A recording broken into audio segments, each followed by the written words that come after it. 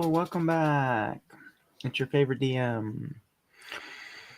Um, Welcome back to Death from Within. Last session, so we started out with Ariella and her magical travels through the clouds to a wonderful clock tower. That she saw some frightening images in.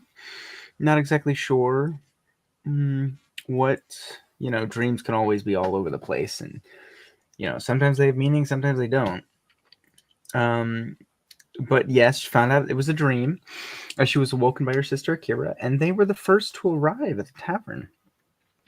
They were escorted through the magnificent tavern that it is, several stories up into the air, a centerpiece of the town for sure, where they met several other characters. Leandre, Dukedom. Leandre woke up late for his the most important day of his life so far. And his faithful servant Dehwin followed along. That's a bit of a stretch. I wouldn't say faithful. That's a bit of a stretch. And they both traveled in a large procession. The entirety of the town was aware of who was arriving at the tavern at the time of arrival. They arrived, and then a mysterious Osiris was seen entering through a mirror into a giant pool of water, as well as a, cloaked ranger with a cute little Temmie at his side. I have a picture of Temmie I can show you guys later. But they all got together, got the details of their so-called adventure, even though the details were quite vague, not too specific, so they still don't quite exactly know what they're getting into.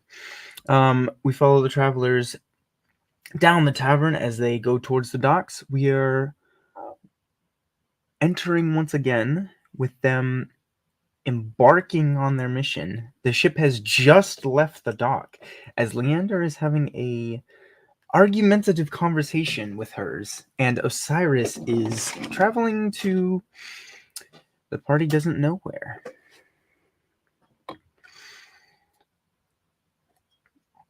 As the ship, and you all kind of wobble for a second, you feel the ship break off of the dock and settle into the water as it kind of slowly rocks in. And they slowly, you see some of the oars on the sides of it, they're pulling. This is quite a large brigade, and they're kind of pulling the oars on one side to kind of turn the ship so it can be faced towards the open sea. You guys can see in the distance the island. This is not exactly, or island, the continent. It is not exactly ages away. It is simply the fact that this area of the ocean and the beachland is chaotic magic. It is treacherous, not only in rocks and tumultuous waves and stuff like that, but also just the sea creatures that are in it. But you guys have been informed that as of right now, you have a small period of time where you can get to and from the island with little problems. And so you guys veer off and look towards the horizon of your coming adventure. Would anyone like to start with their adventures? I know Osiris had a goal in mind, as well as Leandre. Leandre, you see the dock is getting farther and farther away. It's a few feet away, and you see 4 guards standing in front of you. Okay, you told me I could talk that because I wouldn't have let them get on the boat with me. You told me I could talk them off while we were still docked. The undocking has already happened. You may persuade them to jump. Okay, but I wouldn't have let them board with me. We kind of skipped over that part with the boarding. I wouldn't have let them board with me in the first place. Okay. I do agree it was rushed at the end. They you were not willing to let them board, but they boarded anyway. And so at this point, they are on the boat. You have been furious at them this entire time. You may, as a final stance, try to convince them to get off, or you may force them off if you so wish. We're going to force them off. Okay. This is a giant ship. Dehwin gave you the eyebrow. If you want his help, the undocking.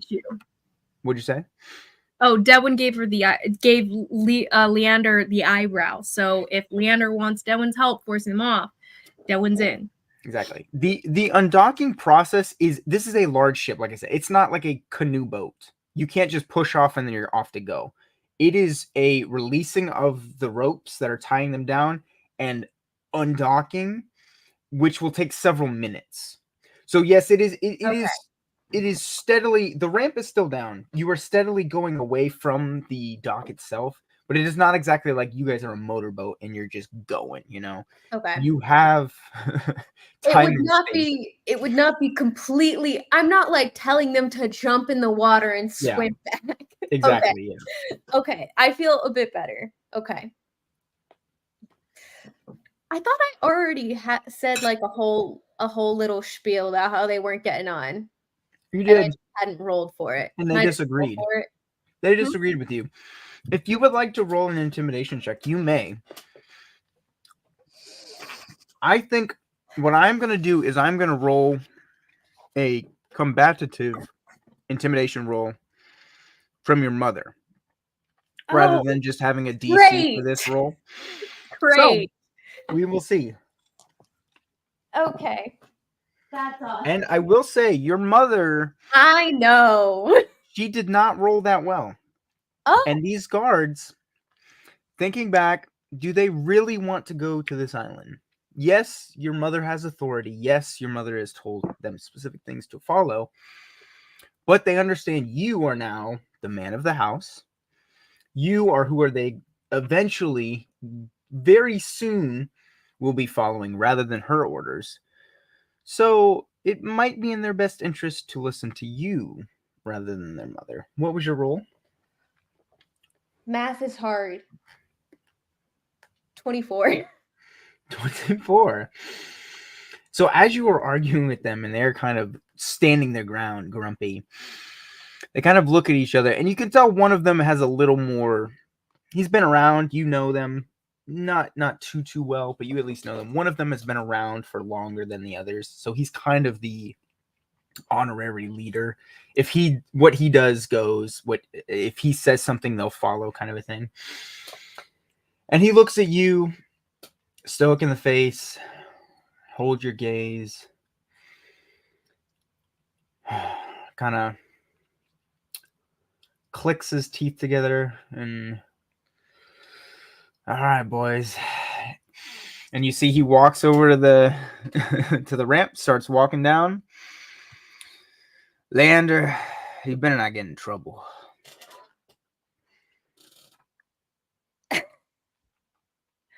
I hate to break it to you, but I most certainly will be. I didn't need to hear that. Let's go, boys. You didn't. And you see, as he starts going, the other three kind of look at each other. They look back at you. They're kind of like, we don't know this kid as much as we know the mother. She's pretty scary. We'll follow back. And they follow quick, and they kind of scurry after the other guy. He kind of has to make a leap for it, but they do make the dock. They don't have to hit the water. So these are athletic men. You are glad to know that you're being protected by decently strong individuals. Nice. Anyway, as the ship is now embarking, they are pulling up the ramp. It's being pulled in. You see deckhands are now full of scurry. You can tell, once again, I know one of you asked, they are very, very tense. There's not much small chit-chat happening, small talk. They're not talking about, whatever. They are very focused.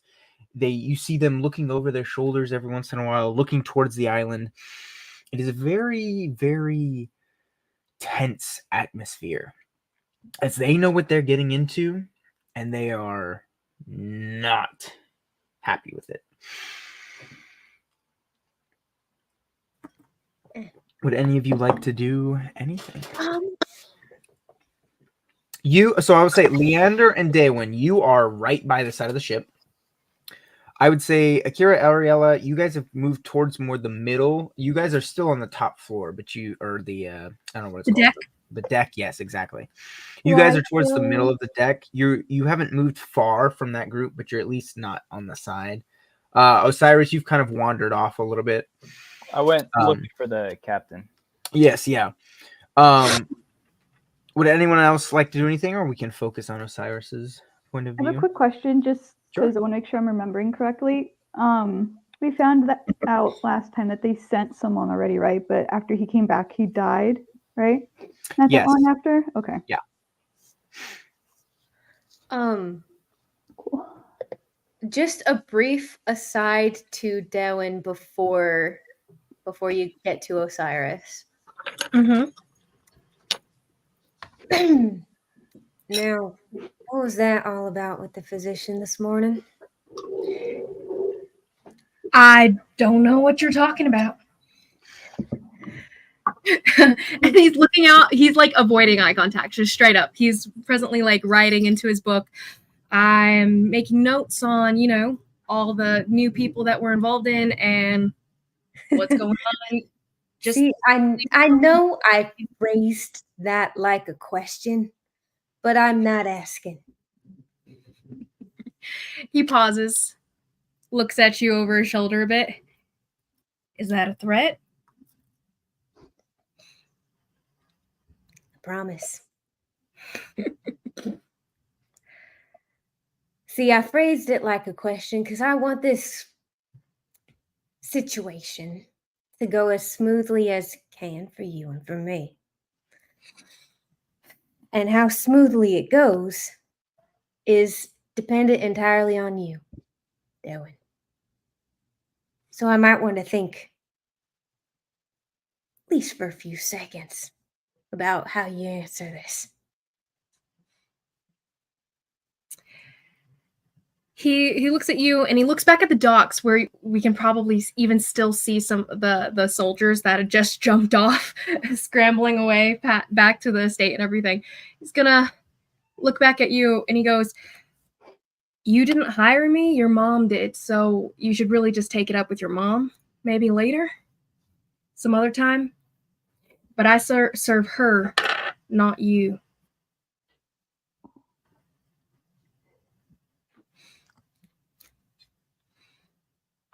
So that's how it's going to be.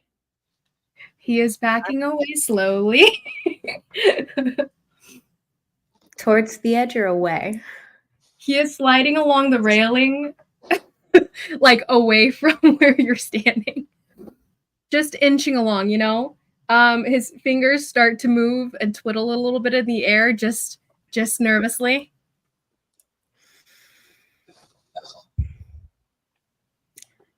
Remember, I asked nicely. And he's gonna walk away. He kind of like does the whole full body shudder, breathe out, turns back to the water, and, like leans over the railing a bit, and thinks better of it, leans back again, and is looking a little green. Steps away from the railing.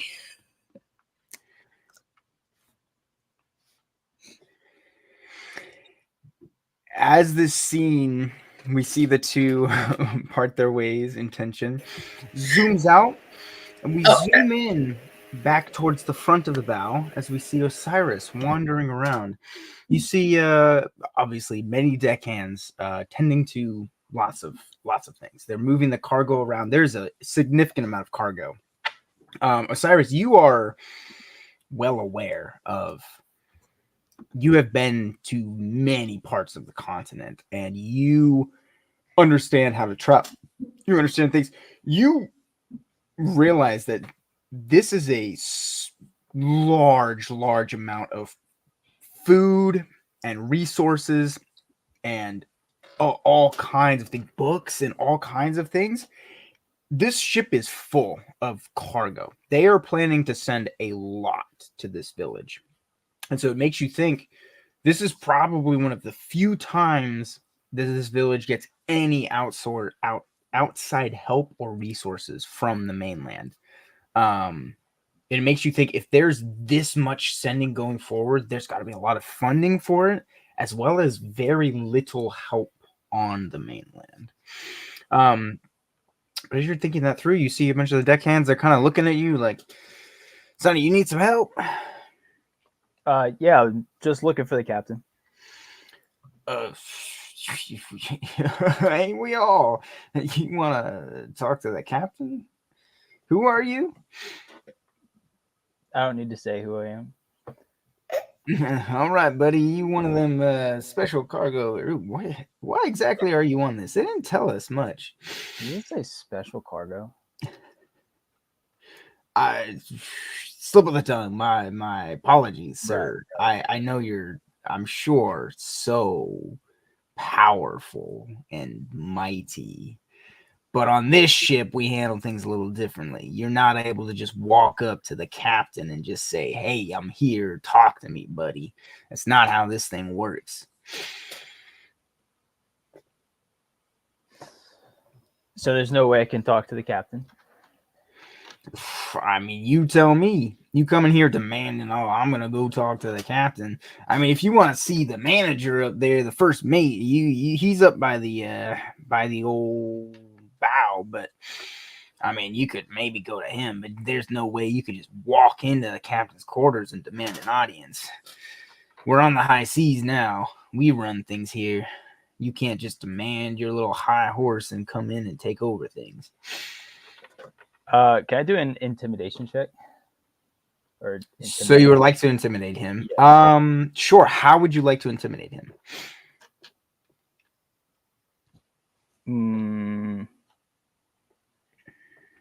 What do you mean how?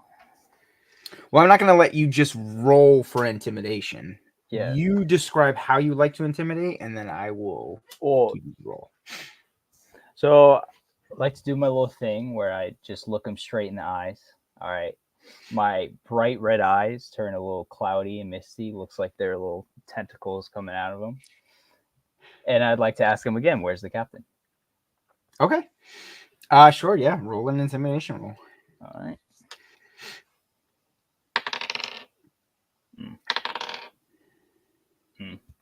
Seven. Okay. You see, he kind of like takes a step back, kind of looks at you and squints. But then he steps forward and goes, you don't sail much, do you? We don't take kindly to intimidation out here. Threats, not going to happen. We're all a family. We work for each other. We die for each other. You think I'm just going to let you walk all over us? Here, go talk to the first mate. If you have to talk to somebody, you have to speak to somebody in power. Go talk to him. I'm sure he'll give you plenty of mind. All right. Sounds good. You see, in the direction he's pointing, you see he kind of shrugs his shoulder, looks at the other guys that are around him like, who is this guy think he is? And you see up at the right where he was talking about, you see a guy with like a clipboard, like not exactly, but he's got like some scrolls rolled up. I mean, he's got all kinds of stuff packed around him. He's checking off things. You see, he's, going from mate to mate basically, and, marking stuff down. You can assume the way he is holding himself that would be the first mate. There's no one else really that seems to be doing anything other than deckhand responsibilities. Okay. I'll remember who pointed at me and laughed. Okay. And I'll go talk to that guy with the clipboard. Sure, yeah. You walk up to him and he's, yeah, okay. And the 74, yep, and 30. It's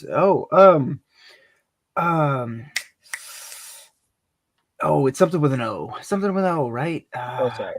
Osiris, that's right. Welcome aboard, sir. I am so happy and privileged to have you on board. I hope you will find, appreciation in our work. You are paying handsomely, so if there is anything that you need, I am just so happy to help you. Yeah, I just have a few questions, actually. I was wondering if you could answer them. Yes, I'm all ears. I was told the captain I can't really go speak to them. Is there any way I could, or is that kind of off limits? Well, I would love for you to be able to talk to the captain. You see, he unfortunately is very busy. I might be able to arrange something. We do have several hours on the trip. I could maybe arrange something. We have just embarked, and he has a lot to tend to, so I don't think maybe an audience would be the perfect time for it. But maybe in the future, if you have any other questions, I could probably answer them for him. Okay, that sounds good. Have you made this trip before? Me personally, I have. I've made this trip several times. Not the easiest, but the more you do it, the easier it goes. Yeah. And I would assume you have not made this this voyage. No, I have not. Have you done it with this crew? And you see he kind of twitches a little bit, and he looks around at the crew around him. No. This is a new crew. Many of those who go on it once don't feel like going again. Okay. Do you know why everyone looks so stressed out? I mean, wouldn't you be stressed out? We're going to the Dark Continent. I mean, I have been on plenty of happenstance on this mission. There have been, I'd say I've been 6 times, and I want to say 3 times we didn't even reach our destination. We returned back. Granted, this time seems different. I'm not exactly one to study the stars and everything, but I would hope that we have clear travels and clear skies going forward. It seems a little quieter than normal. Okay, what all are you bringing? Oh, well, supplies, of course. I mean, the village needs us. They do their own farming and stuff, but I mean, we have to give them supplies. They can't. I mean, there's things they just can't make on the island already. The village is not that big. I mean, we have weapons, we have food, of course. We have just basic necessities as far as rope and tools for blacksmithing and other things like that. All right. Well, if you could let the captain know I was looking for him, that'd be great. I would be happy to. Is there a reason you would like to speak with the captain? No particular reason. Just wanted to, see how life's going. Okay. I will say that I will pass your message along. Of course, sir. I would absolutely do that.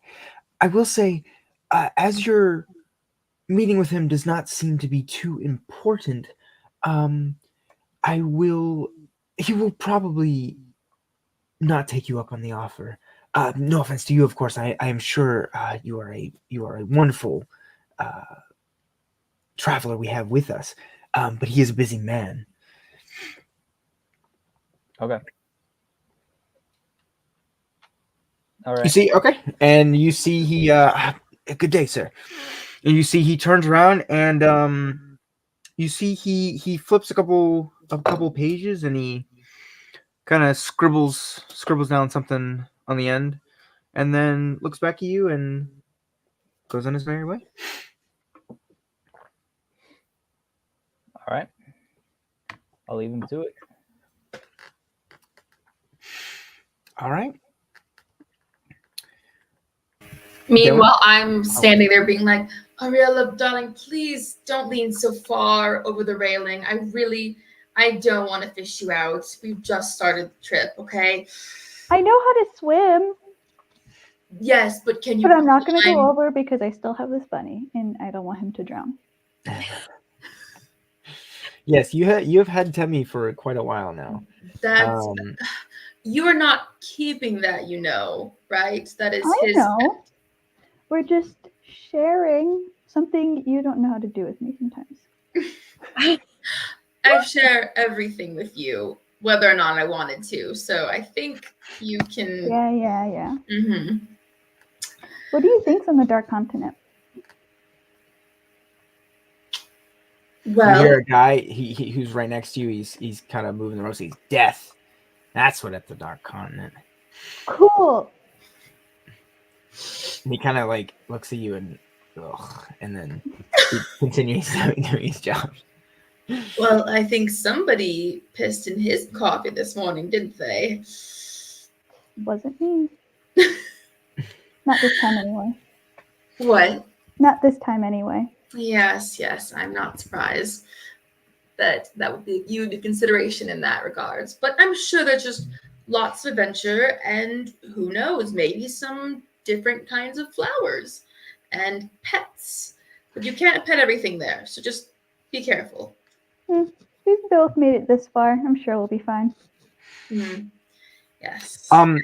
Ariella, as you are holding Temmie, you see his horn start to almost glow. Not like a flashlight, but more like a glow stick, like a dull emanating glow. You understand what I'm saying? Like it's not a beacon, but it's kind of it almost looks like it's glow in the dark, but you're kind of in the day. And you see he kind of and looks out towards the ocean, and you see something with a large fin goes above the ground. This fin is maybe half the size of the boat. Large, very large. You see it kind of very softly. No one even noticed except for you because of Temmie. And you see his horn kind of dulls a little bit. And then he goes back to kind of snuggles into your side again. Akira, did you see that? See what, dear? Never mind. I'm gonna go look around the ship, and then I'm just gonna walk away and explore as much of it as I can. All right, just don't talk to too many strange men. That's my job. You see, Akira, you see, as you say that, you notice there's not many. Like normally when you guys are the beautiful women in the town of, desperate men, a lot of eyes are on you and very lustful eyes, You see these men couldn't care less, and if they're paying attention at all, it's almost disgust. They're kind of staring at you guys. Interesting. There is no attraction at all to the two of you, at least. They're all gay. Are they staring at Dehwin? It's because we're not sailors or whatever. They think we're, I don't know. I think it's because they're tieflings. You see, I forgot about that. Dehwin, you are also being. I'm up there. I'm on the railing trying to not throw up. Yeah. What were you saying? What did I see? Oh, I was saying you see they have the same faces for pretty much all of you. So they hate all of us. They kind of are. They don't hate you.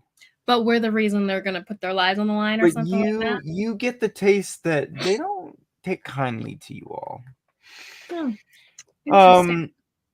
Ariella, you said you wanted to explore a little bit. Mm-hmm. Dehwin would also like to explore a little bit. Okay, you both. Are you going together or separately?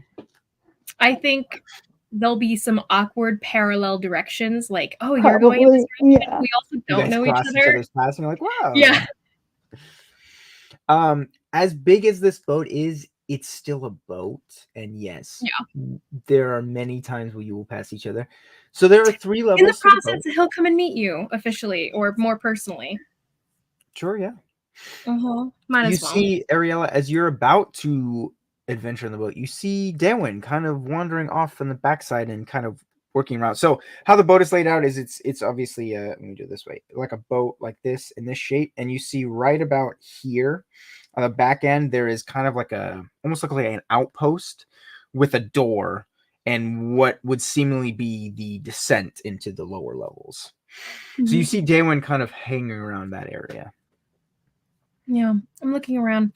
Anything of note, anything special about this ship beyond any other ship I may have graced with my presence in the past?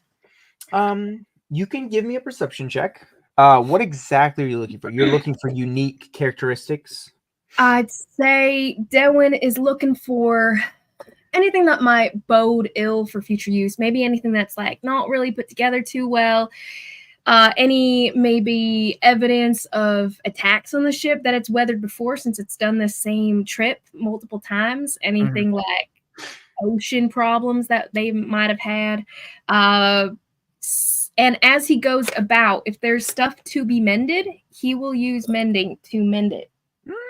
Interesting. Okay. So, like, he's gonna try also to insinuate himself into the good graces of any of the sailors in the vicinity and be like, "Oh, hey, that's ripped up here. I got you. I can fix that right here, right now." But he's also being like quiet and subtle about it. Like, if anyone's uncomfortable with that, he doesn't do it. Okay. Yeah. So give me your perception check. Cool. Not so hot, not so hot. He gets an 8. An 8. Okay. And you're looking for inconsistencies or dangers.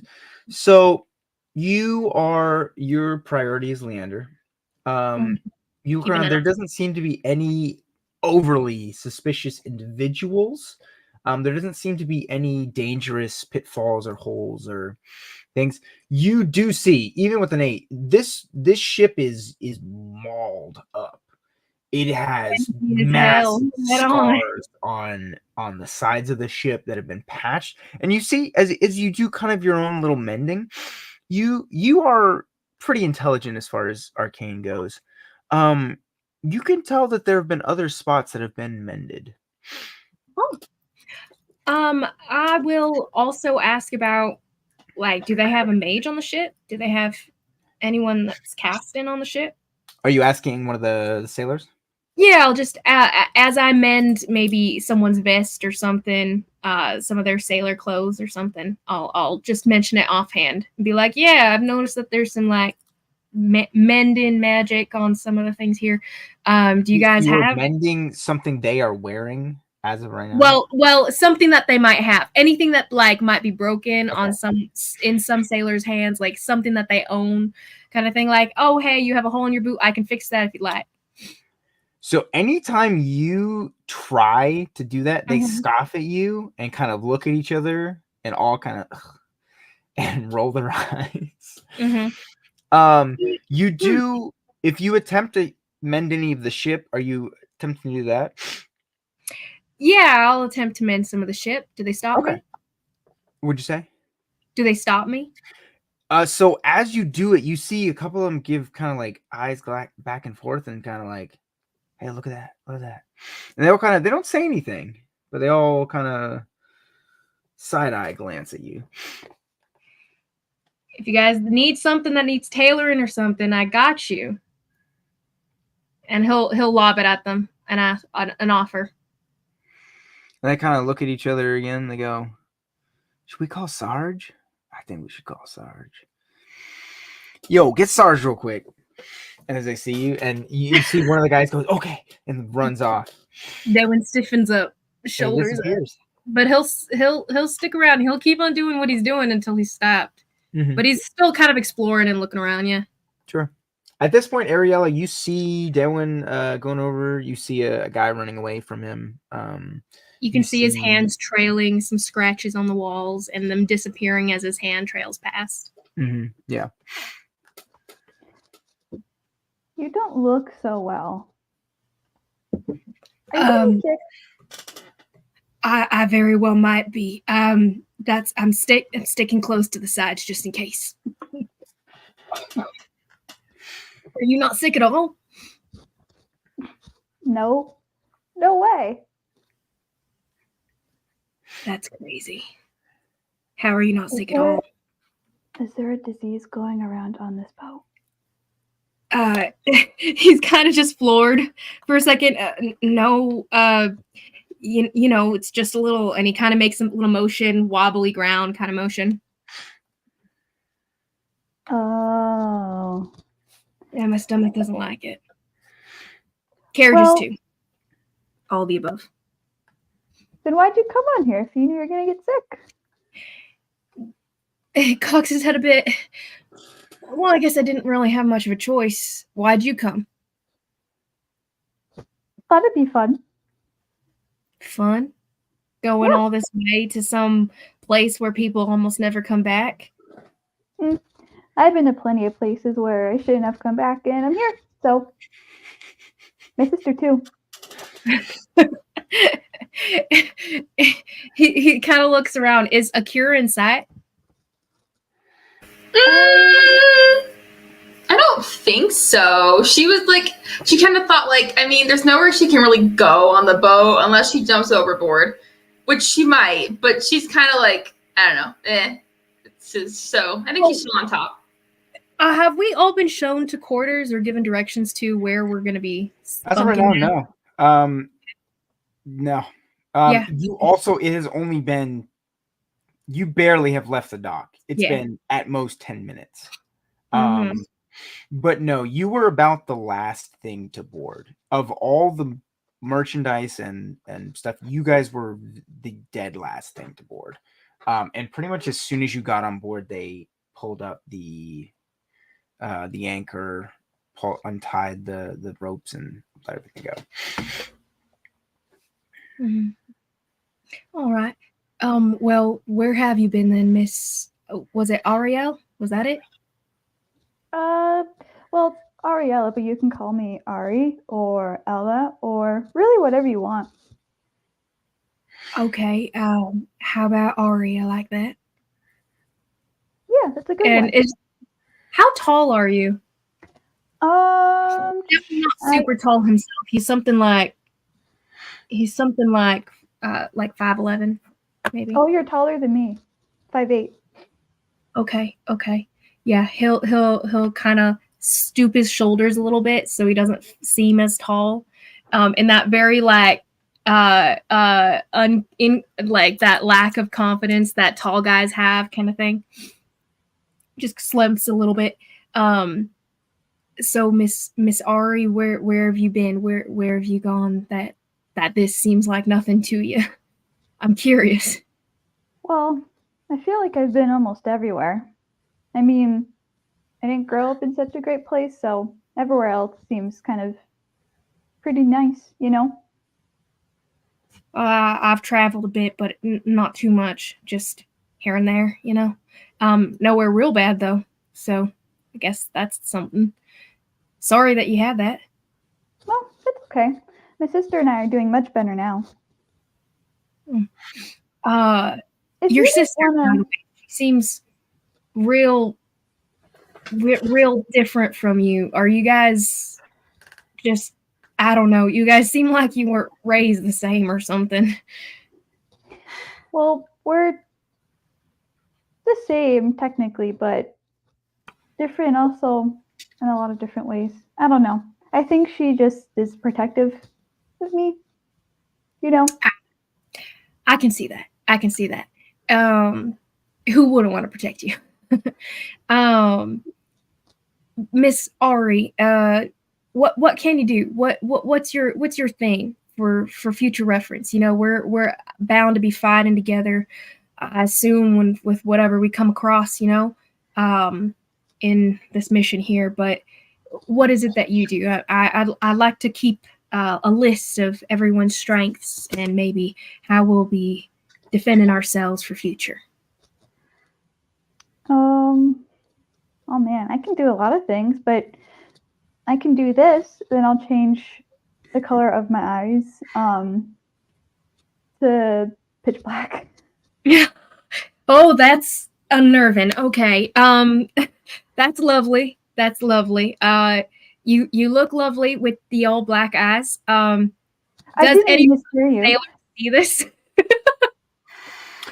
I would say that's a minuscule enough effect that no, they're not paying that close attention to you guys.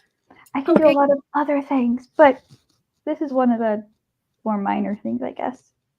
Yeah, no, I get what you mean. I can do minor things like that too. And he brushes aside another scrape on some of the walls here, and he mends it away. As you do that, you like mend the whatever, and you look over it and you see a scrawny, kind of scrunched nose, ruffled hair, short guy, like 5'5", guy walking over, and he slaps your hand away and he goes, "What do you think you're doing?" I was just, fixing up the That's ship not a for little you bit. to touch. That's not for you to touch. Who Hey, gave you she's just authority? trying to help, you know. You know what? You're not much better, Miss. Who even are you guys? Well, we We are Spit here it out to now. help.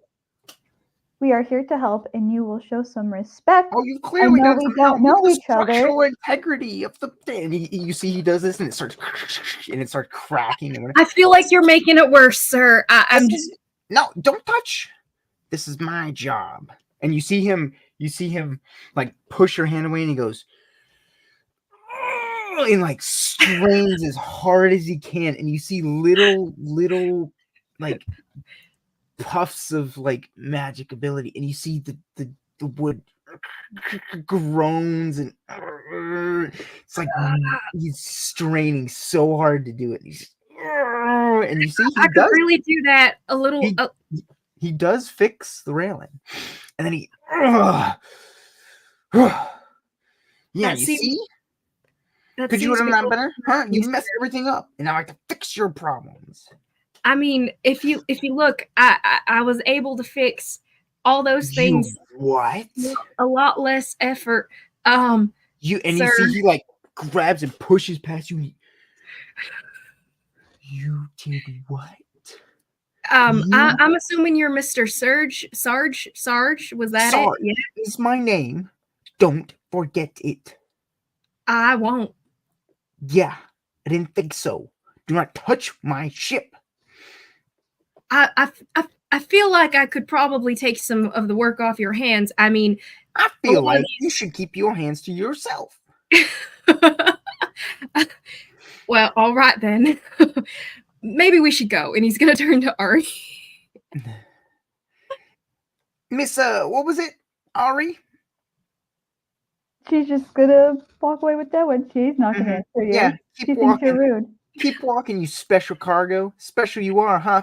And you see he spits on the ground and walks over to the areas that Dehwin you see that you already fixed. They are fine. You didn't do anything wrong. But you see he goes over and he's on the railing. Dehwin's gonna like he gets all stiff and like defensive at first and stuff, but then he kind of like settles back and doesn't make a whole thing about it. He's gonna I'm scared. I didn't expect something like that. I will after he said what he said. Hey, don't touch anything. Spit at me or whatever. I see you too. I'm watching you. You hear him calling out from a distance. I will turn back around and I will get very, very close to his face. And I once again will make my eyes turn pitch black. If you ever disrespect anyone like that ever again, there will be no ship to fix and no one to fix it, which means you. You got it? I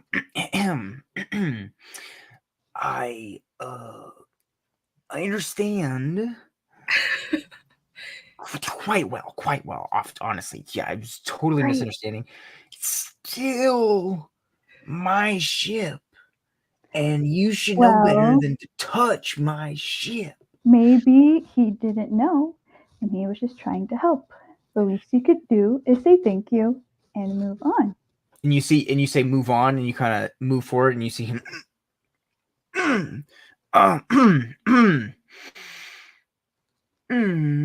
I think we both can agree that we have our differences and we can move on from this and both be the better for it. You see, and starts walking away. Nice talking to you. And then she'll turn back around and go to like. What is just like completely flabbergasted from behind you, and he leans a little bit away, but he goes, "That was my fine of you." Oh, it's no worries. I didn't like his attitude. He wasn't very nice. He definitely wasn't. He definitely deserves that. Remind me not to get on your bad side. I don't think you will. You don't seem like you're the type of guy to get on anyone's bad side. I wish my companion would agree. Or do I wish? I don't know about that. Is your companion the one that forced you to come on the ship? So, sort of speaking. more so his mother. I was hired on by her to make sure to keep him out of trouble. Keep trouble from him, you know? Oh. Wait, so is this like your mother-in-law? Because you said companion, right? No, no, just his mother. I'm like an employee of their household. Oh, very different. Very different. Maybe you should change the wordage of that. We're not even friends, really. I barely know the guy. Oh. I saved him once, and then she was like, "Oh wow, you should really just come on, do everything for him or something." And now I have to like work for him closely, and it's kind of annoying. He's kind of a jerk, but I suppose he's okay in his own way. Well, if he's a jerk, do you need me to scare him too? Maybe. I'll put you on save, okay? I might need it. We'll see. Okay, cool. I appreciate. If you ever need anything too, I got a little. I can do lots of little things.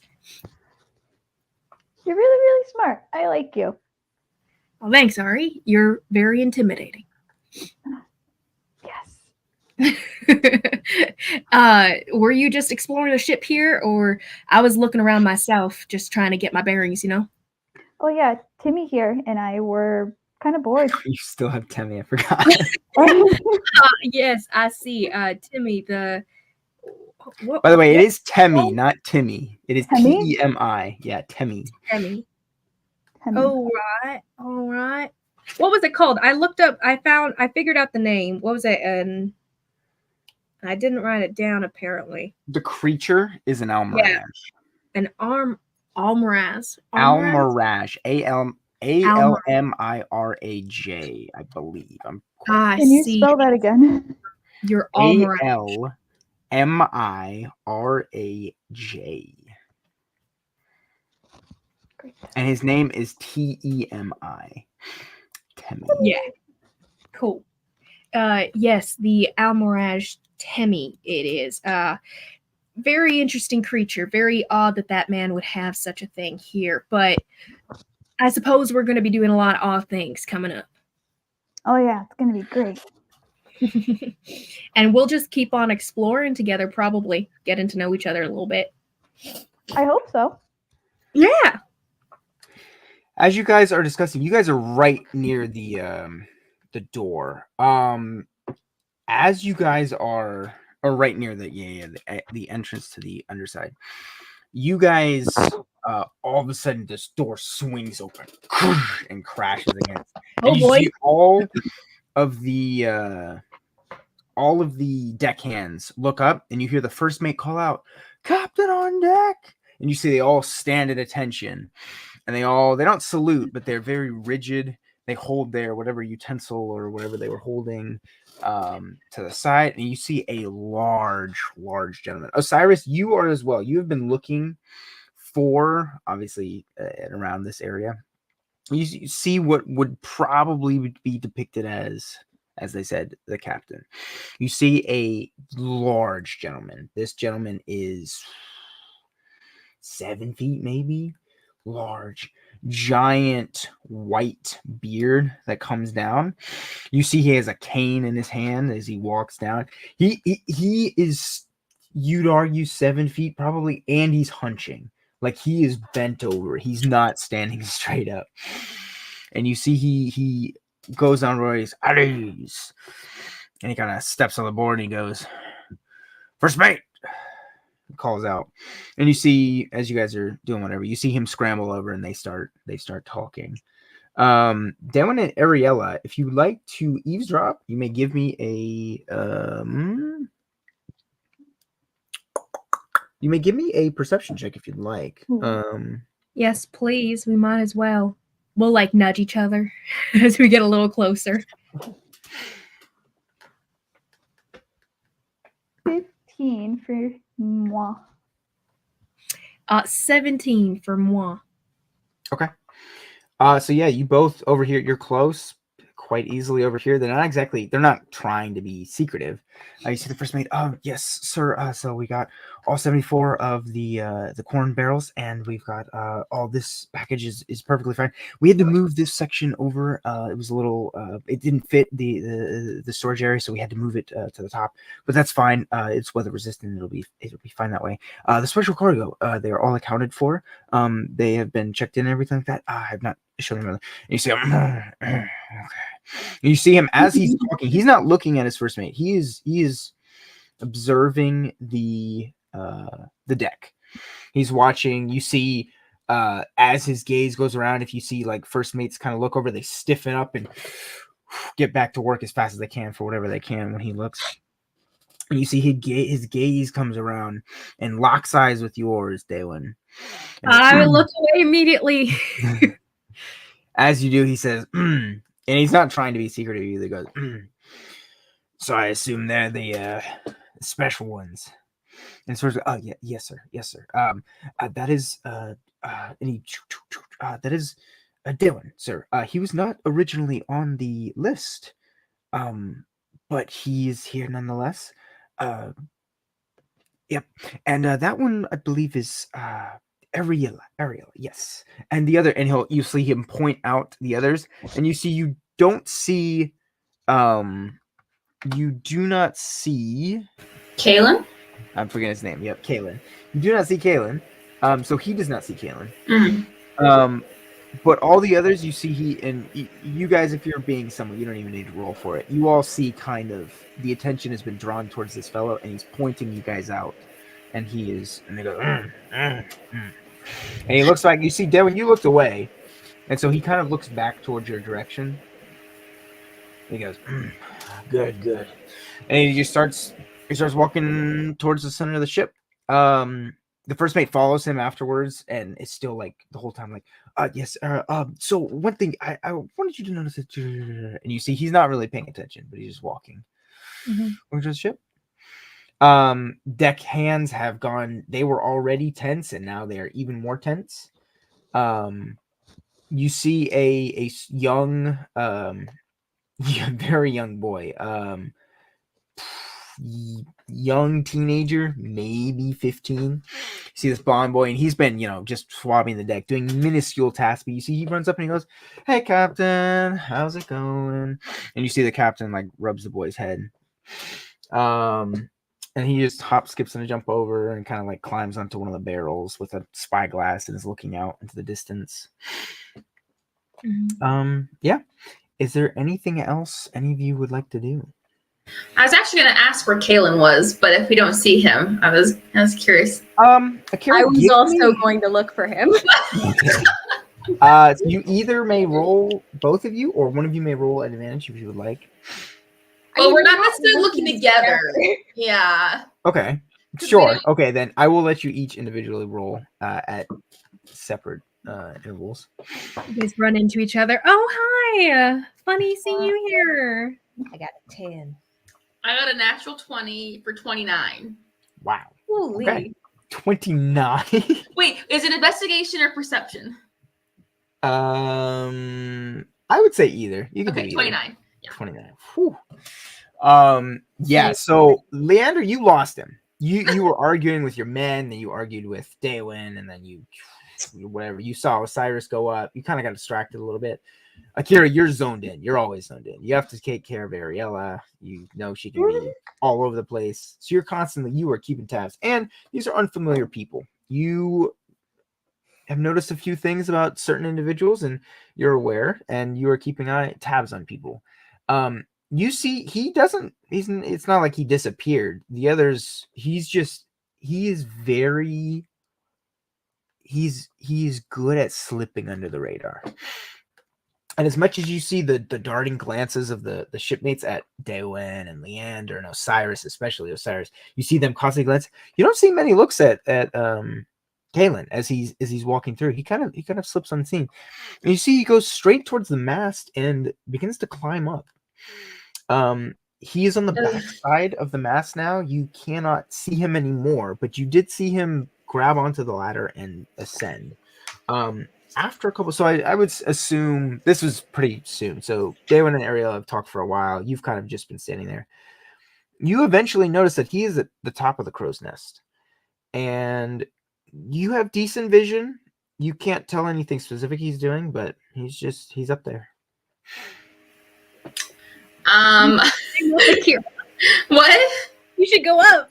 I mean, like, I could try. I don't know if Are you in a dress right now? Yeah, she's in a skirt, and Oh boy, she's not super strong, so like that is not really climbing up things. Is not. Oh no! Please don't go up there. I'll try. We'll try. See how it goes. Okay. She's like, roll me. Of course. Roll me a. I'm trying to talk to him. you might have to go, under the radar because they don't seem to like us that much.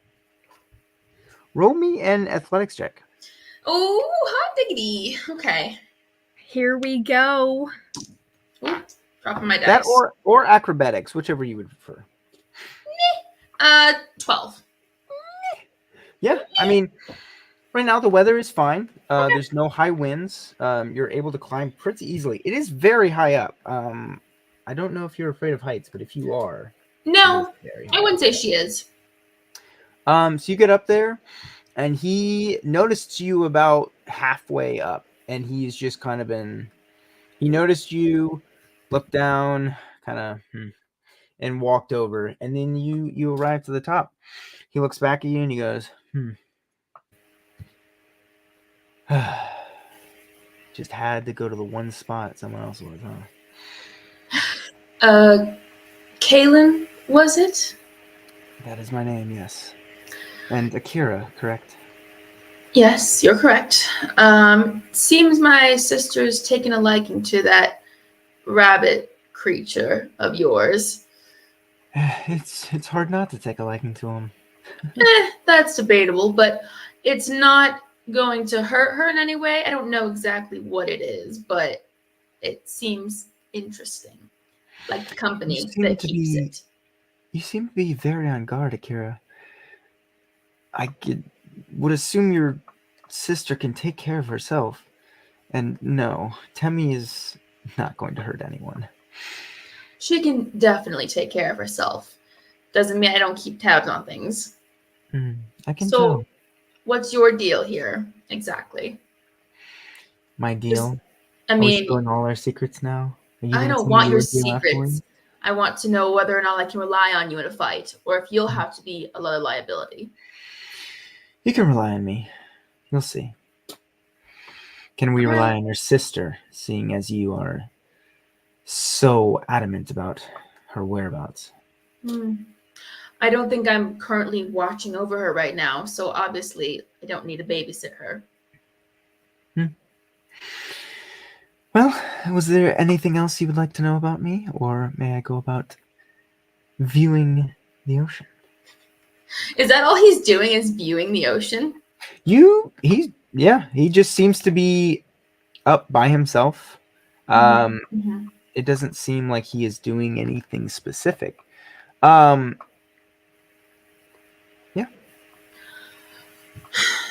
No, I suppose not. I was going to try to convince her to give you your creature back, but you don't seem too keen on taking it back. A mother loves handing off their offspring to others, right? It eases the burden. I deal with him all the time. I don't mind others carrying him. You're his mother. I see the resemblance. Yes, he is like a child, and as much as he is very helpful to me, he is quite a handful at times. Very well. I'm just letting you know, if she holds on to it too much longer, you may not be able to get him back. So, just a fair warning. That's fine by me. I mean, we are going to be together for quite some time, so I guess we'd better get used to being in each other's company. Seems like that's more downside for me than for you. But, and while she's talking to him, she's been kind of scoping out, like, does he have more weapons? Does he seem more magically inclined? Like, she's trying to get a read on basically, like, what his specialties are.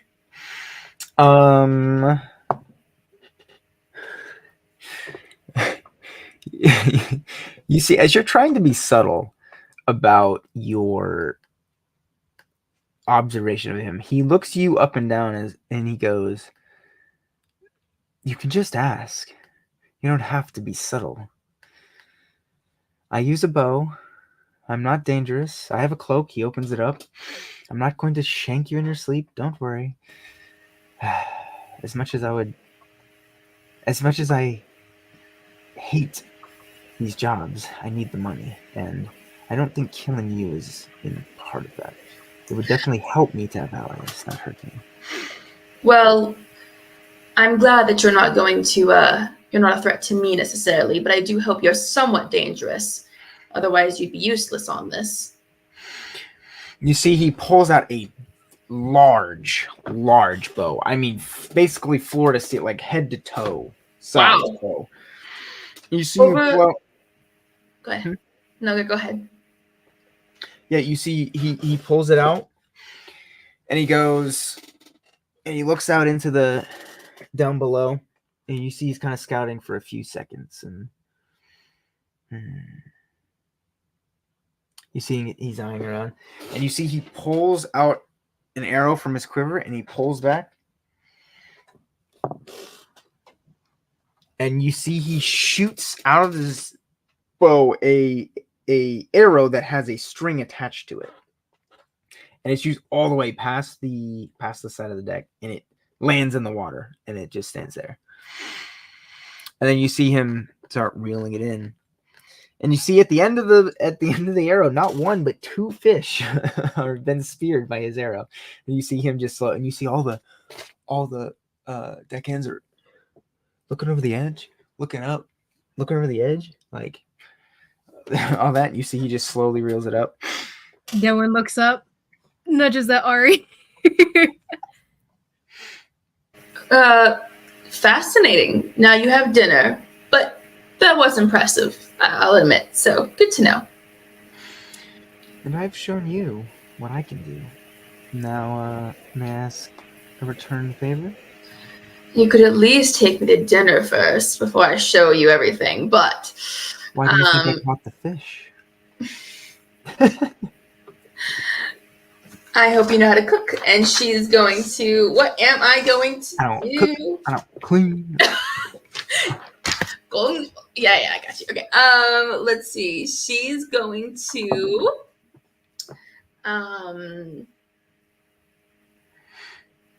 Oh, what am I going to do? She will just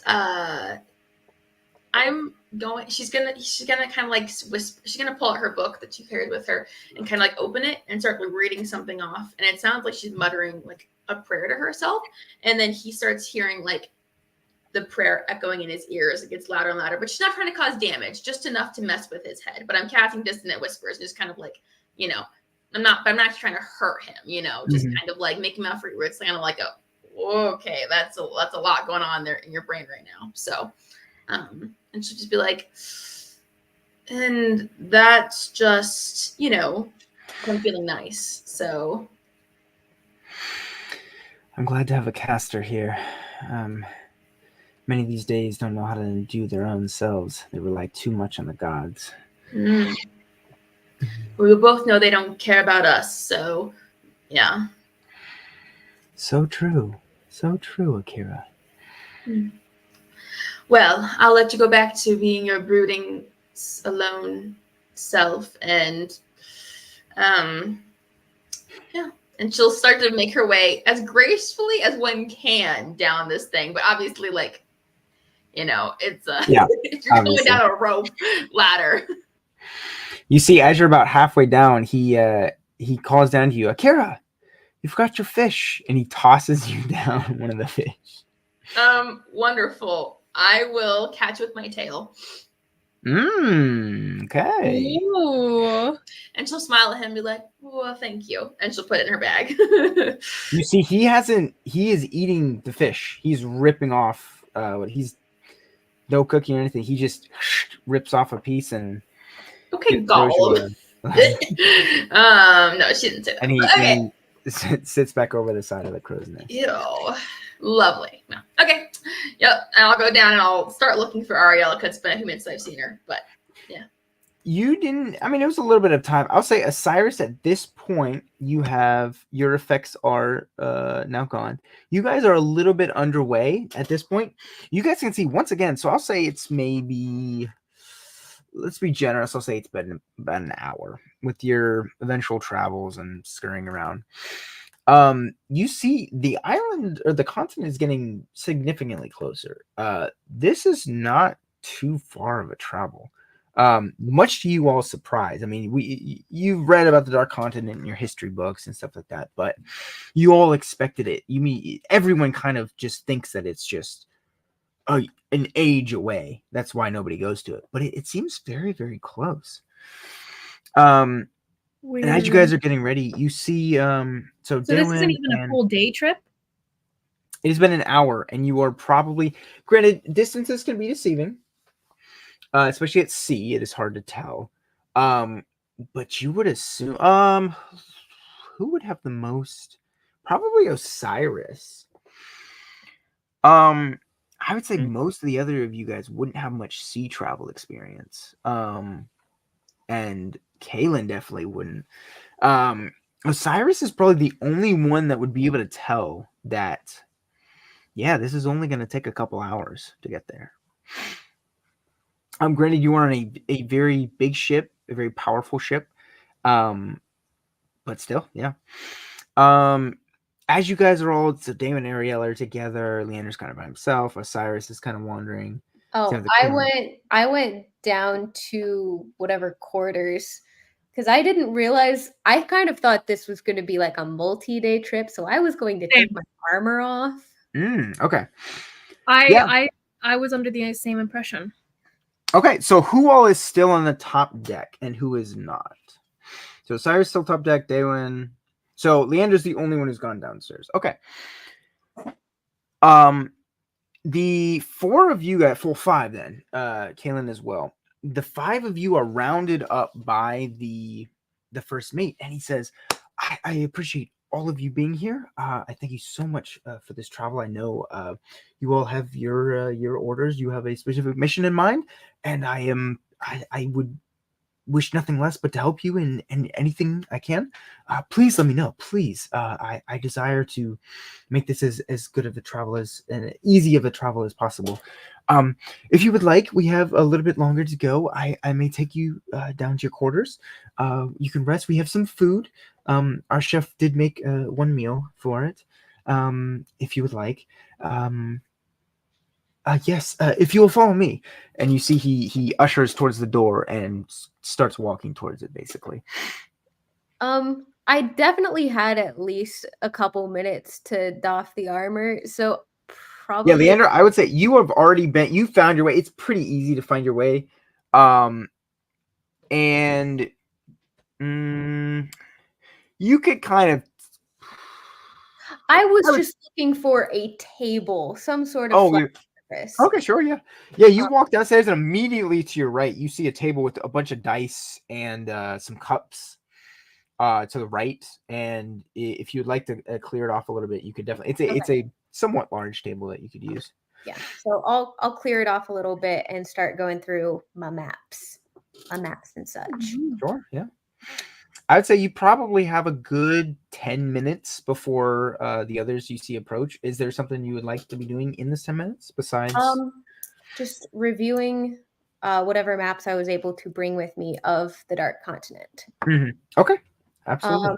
And just taking out my fresh parchment and start transcribing just like a base outline of what's known so far. Okay. Yeah. Of the continent itself, or yeah. Okay. Sounds good. Give me. I don't even know what would it's a dexterity. Dexterity, just straight dexterity. Dexterity with my proficiency bonus because. Okay. I remember. I'm proficient with cartographer's tools. Cartography tools. Yeah, go for it. Cool. Okay. That would be 15. 15. Okay, yeah, I would say you definitely get the rough outline. All that really exists is the outline. There's been one or two people that have attempted to do the same thing that you were doing in drawing out a map. Very unsuccessful. And even like word of mouth on the of people who have been there and been back. There have been many people that have gone there and come back. Word of mouth is different. Than actually being. Everyone has a different experience, yeah. So it is very hard for that. But the rough outline is definitely you are able to get very accurately. And you do know from viewing those maps, the interior is very heavily wooded area. Yeah, from what you know, many of these villages and settlements that have set up are literally on the beach side. They cleared out the first layer of trees and settled right in there. Very, very few have gone interior. As far as filling in the outline, I'm going to leave it entirely blank. Okay. I'm not going to trust any of the other current maps. Other people's, yeah. Okay. I'll be doing that myself. Awesome. Yeah. All right. So as you're filling out the last details of the outline, you see, yes, right this way, and you see a gentleman who you saw before. You definitely recognize, walking down the rest of your party as they come down. He says, Leandre, I was wondering where you had went. If you would like to follow me, you could take your armor. I can lead you to the quarters. That would be lovely. Okay. Yes. I'm so glad everyone is here. And then he continues on his way. Be the only one. What would you say? He said it under his breath. He said, "You'd be the only one." Oh yeah. Yep. Dehwin sees you, awkwardly locks eyes, and says, like, Leanne, shortly, passing by. He gives you the dirtiest look you've ever seen him give anyone. His shoulders scrunch up a little bit and he scurries away. As you all are kind of bumping shoulders, as it is a large underdeck, but it is not exactly super spacious. The hallways are very, very cramped. You look left and right and you see other quarters. You see a lot of hammocks set up. You see off to a side, you see like a gunpowder room of some sort. It is just barrels and barrels of just black powder, basically. You see another room that has giant cartons. And it seems like this has a door on the other, like a way of so it's not like they cram these big crates in the second. It seems like they've loaded from underneath. And then we progress to a small room. I don't know dimensions, but very enough for the 6 cots, and it looks like originally there were only 5, and they retrofitted to put a 6th one in, crammed in the corner. But it is in the same room. In the same room, yep. Ugh. And it looks like there's pretty much just room for those. There's a little bit of center area, room for activities. But it is pretty much just the hammocks and maybe like a table's worth of size in the middle that's not occupied. So no game of Twister for us. Only if you want to do it in bed. What if I do? Gentlemen, ladies, if you would like to rest here, you may, of course, explore the ship. I could give you all a little tour if you'd like. If you'd like to stay upstairs. He looks at a couple of you that are a little green. He says, I know some of you might need to stay above. We do have buckets down here, but just anyway. The meal will be prepared shortly, and we will bring that to you shortly. Is there any questions that you guys have? Yeah. How long till we reach the Dark Island? Oh, I wouldn't be able to tell you. It depends on the seas. The sea's currents are very, very erratic. They don't have one set pattern, so it is our sea traveler is excellent at what he does. I trust him and the captain to get us there as quickly as possible.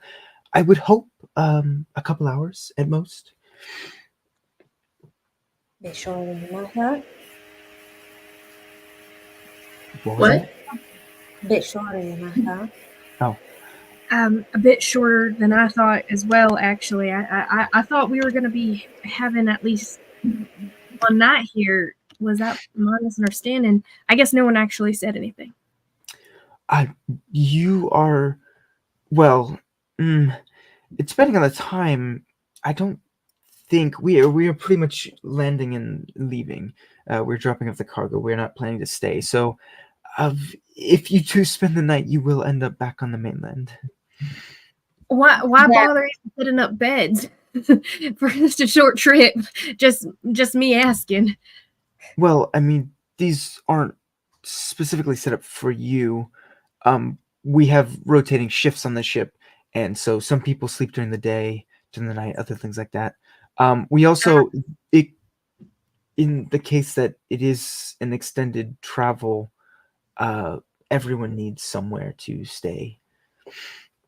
I see. Oh, right. Well, you've been lovely. What was your name again?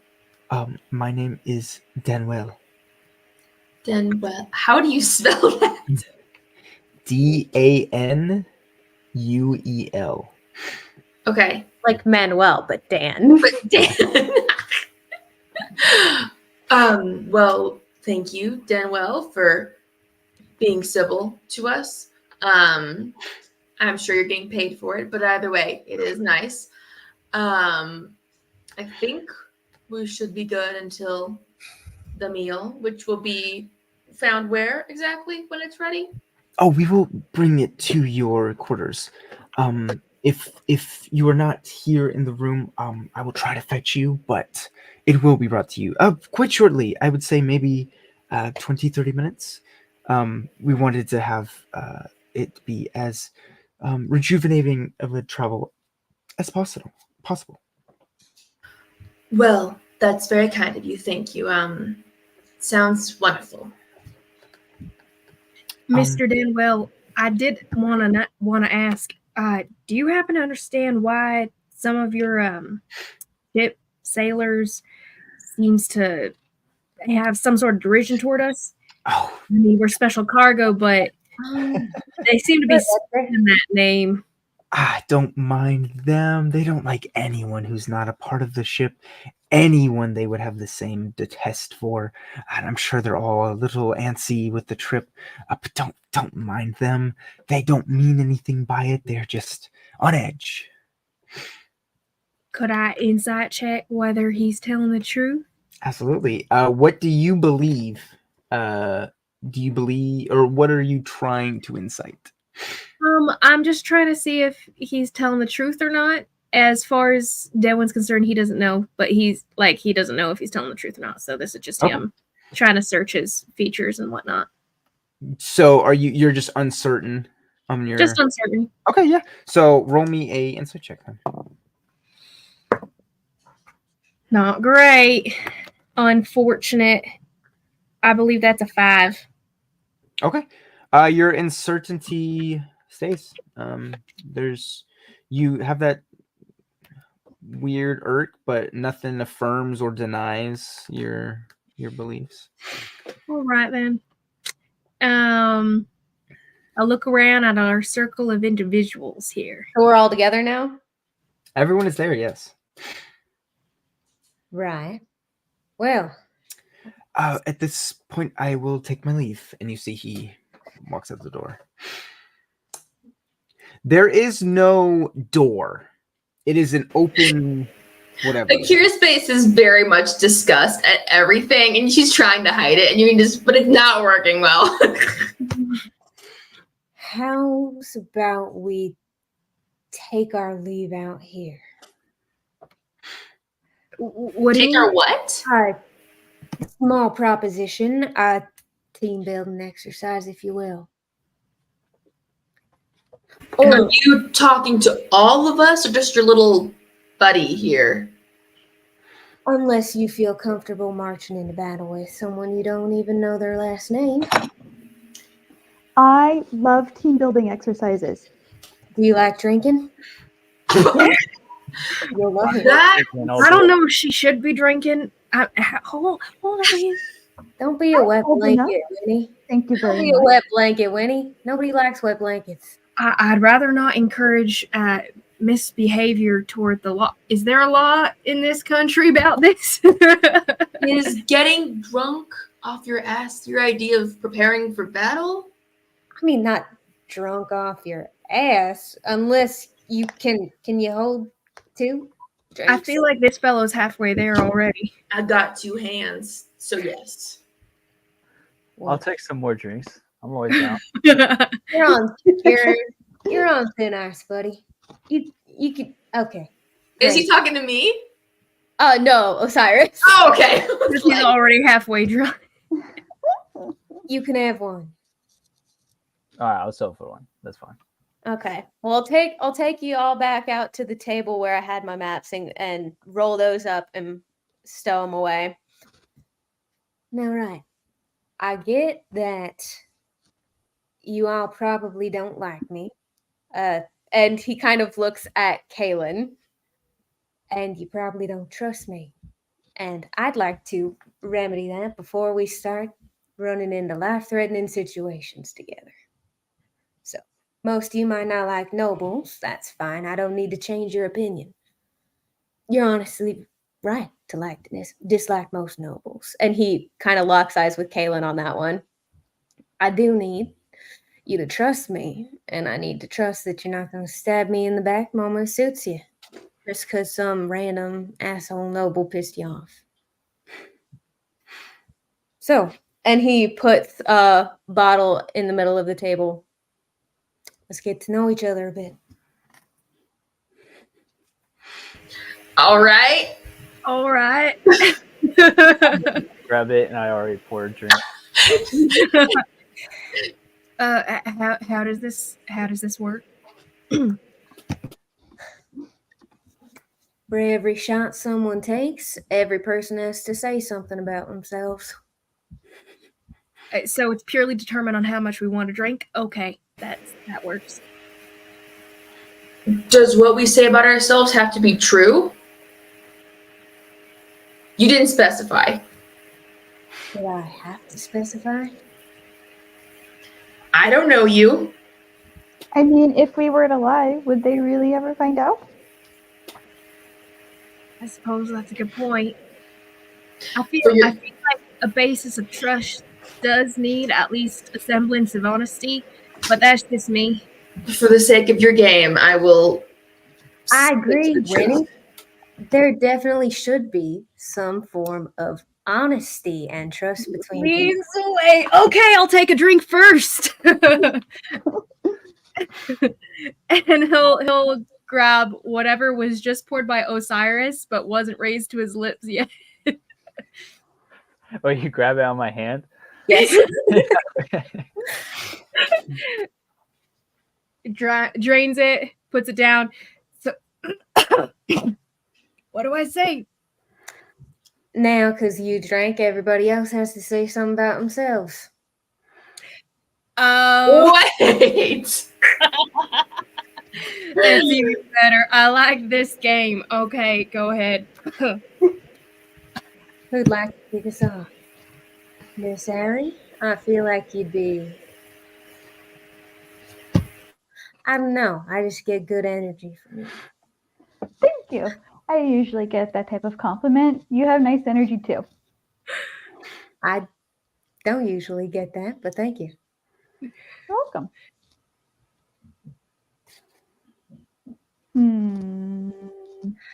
Akira, Does the what should person I who tell drinks her? get to ask the questions? You can ask a question. I'm making this up as I go along. Okay. Is that the title of your autobiography or? It's a memoir. I'm And presently he kind of gestures to the pens and tools and the ink on his hands. So, Dehwin, what's your question? My question then, what is the most dangerous thing everyone here has done?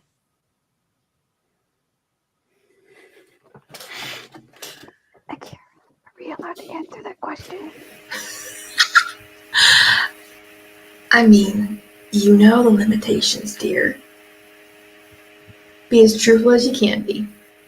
We could just make something up. You're more than welcome to. Okay. Dehwin leans in and whispers, "You don't have to say anything you don't want to. I'm not For putting." the DM, what's necessarily. the biggest thing I could have reasonably fought? I mean, you had exhibitionary, like you would have had exhibitionary fights that were controlled.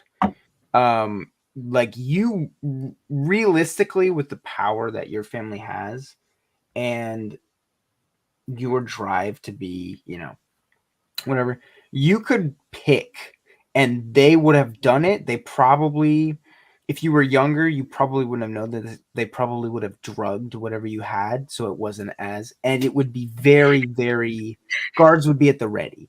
So realistically, you could say pretty much A very anything. controlled fight kind of situation stuff. In your situation, anything is possible. It would have been controlled though. Whether or not you would know that it was heavily orchestrated is up to what you think your character would. But is there a cap on mine? What I face? Yours, Osiris.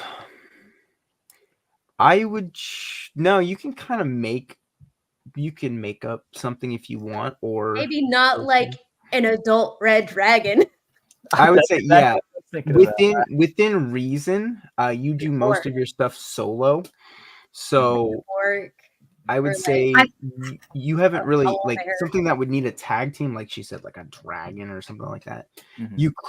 It could also be not necessarily a dangerous, but like a stealth thing. A lot of what you do has to do with stealth, and so the danger of being caught, of certain who dots and who thems, that could also be within the criteria. It doesn't necessarily have to be the biggest creature you've fought, basically. Right. All right. Well, I'd say the most dangerous recent thing was almost getting assassinated last month. That was fun. That was not my definition of fun, but sure. Oh, you have to elaborate. You can't leave me hanging. It was a pitiful attempt against my life, and I wouldn't say pitiful just because I'm the one who stopped it. It was a sizable attempt on his life. Laughable at best. Evan, how did you stop it? Well, I just had someone trip him up. I have, an invisible servant at times whenever I need him, and I had him out at the moment. So I just noticed something was off, and sent him in to just cause a little trouble, and he stopped him. It worked out. For me, at least. I wouldn't go that far, and gives him a side eye. He chuckles a bit and he goes, "Worked out in someone's favor, if not ours."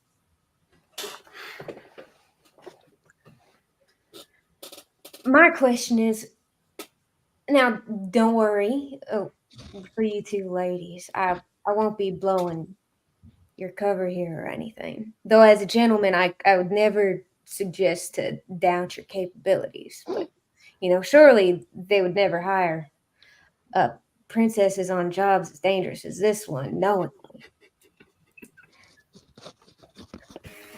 Are you calling us princesses because you assume we're nobility, or you're just trying, that's the best degrading thing you could come up with? How is that degrading? I didn't hear what Aaron said. I heard what Rachel said. I didn't hear what Rachel said. Oh. I said, how is that degrading? I think it's a compliment. I'd say it was intended as a compliment for her. Banter for you. Well, as a self-proclaimed gentleman, I will pretend that it was not an insult. And I mean, I suppose you'll see soon enough that we can definitely hold our own. I mean, unless you want me to attack you, I don't think there's any way to show you. So maybe let's not go there just yet. Flattery's as much a part of my line of work as much as fighting is. Perhaps we could avoid any fights since, we're not going to be able to sleep before heading to this place that we're headed to. He's looking. You're always such a fun person to be around. That Dehwin, like putting a damper was great. on everything. We got to explore the ship together. I'm Winnie the usually is. responsible one. Winnie usually is a bit of a wet blanket, but that's just because he can't hold a slicker. Dehwin is very, very useful and very smart. What'd you say? I said Dehwin is very useful and very smart. You should Thank you. Some respect. Thank you, Ari. And she puts her hand on Dehwin's shoulder. Dehwin, you can do whatever you want. Don't let anyone tell you what you can or can't do. The intensity, he leans a little back and he's like, all right. What about you, Osiris? What's the most dangerous thing you've ever done? Well, I mean, I've smuggled a few things into the capital. That was probably pretty dangerous. Like what? That I can elaborate on that later. Doesn't need to be elaborated on now. Really? Yeah. All right. Things are people. Yes. Interesting. You're welcome. I think the most dangerous thing I've ever done is one time I tried this drug I've never heard of before, and I just placed it on my tongue, and then apparently I went missing for 5 days. And Akira found me in this cave with a bunch of giants. What? And why would you just eat something random that you didn't know what it would do? I was on vacation, and I've been in responsibilities. Dear, we were running for our lives, and we happened to be on a beach. That wasn't a vacation. Either way, I think if I could remember it, I think I had a lot of fun. But pretty dangerous because I don't remember any of it. Leandre kind of normally happens with you. Sorry. Leandre kind of leads into Akira. Should I be worried about what I've gotten myself into here? Yes, but not for the reason you're thinking. She's fine. I'll take care of her. You worry about yourself and Pretty Boy. Sorry. Actually, you're both pretty boys, so figure it out amongst yourselves. I don't know what the power struggle going on here is, but deal with it. Getting in line with the flattery. I see it's going around now. That's nice. I'm glad your head is so easily turned. What about you, Kaylin? Dangerous things you've done? My line of work, I can't remember much. I'm not allowed to. But what memory I do have? Can't remember or weren't allowed to. Like they actively take your memories from you kind of deal? Or I'm wondering, I'm a little nervous about that. or like this mission never existed kind of thing? You see, as these questions are coming in, Temmie's horn starts to kind of light up a little bit with a purple hue, and you see him kind of look over, and he goes, "I've this is my last job, and when I finish, I will be on my way. I'm not allowed to. It's part of my contract to not remember most of it, and that's as far as I'll say. But what I do remember,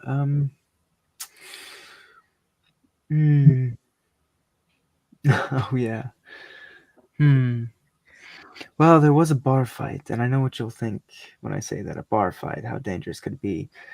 Phew, there were 17 dead in the morning. It was quite the bar fight. And Oh. speaking of not remembering, I don't remember much of that night either, but for different reasons. That's lovely. Makes another note in his notebook. But I do remember Temmie honestly led me home, and I'm fine now, so. I guess my main goal here would be assessing all your capabilities. I didn't get to answer the question. I did wonder, Miss Akira, what's the most weirdest thing you've done? I would say that time that I slept with the beholder, very interesting. Lots of interesting activities that night. I do remember that. Some of their stocks are friendlier than others, so please just be forewarned about that. Dehwin wants to know if she's telling the truth or not.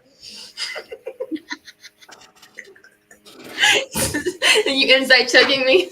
Yeah, I'm also insight checking. Go for it. I love it. How do you want to read this, Nathan? Like, do I say when I'm rolling? Oh, you can text me. Sorry, you can text me your roll, and then Dehwin and Leandre, give me your thoughts. What do you believe at this point? Do you think she's telling the I truth? have no idea, man. I don't know. I'm just trying to read the lady. Okay, I think she's full of it, but I want her to be truthful. Okay. And I rolled a natural 20. Oof, okay, Dehwin wow. is just like, no, this what? No. His mind is like blanking as he's trying to read her.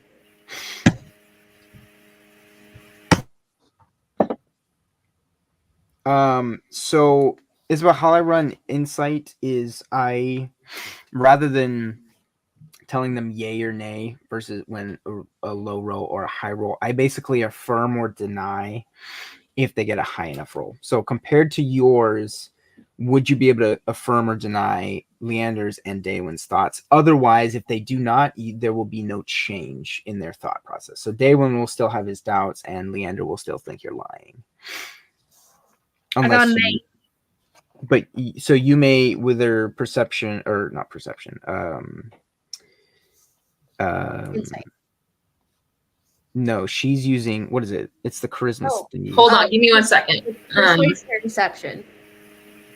Persuasion or deception. Either one's. I'm texting you, Nathan. I got a natural 20, man. Yeah.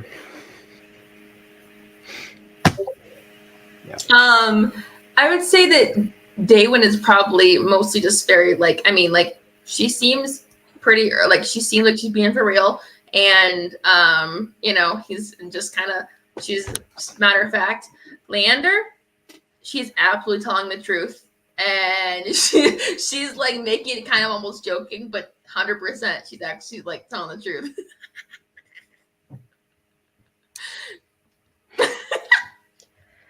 He's gonna pour himself another. Or actually, he doesn't have to yet. He's gonna pour himself one and down it in one. Just Dehwin is just frozen, just in shock. Makes a new note in his book. Who's drinking next? I guess you did, Leander, so... So I get to ask a question. Alright. But you're right. The goal of this probably should be learning how to better function on this mission. So, I don't know.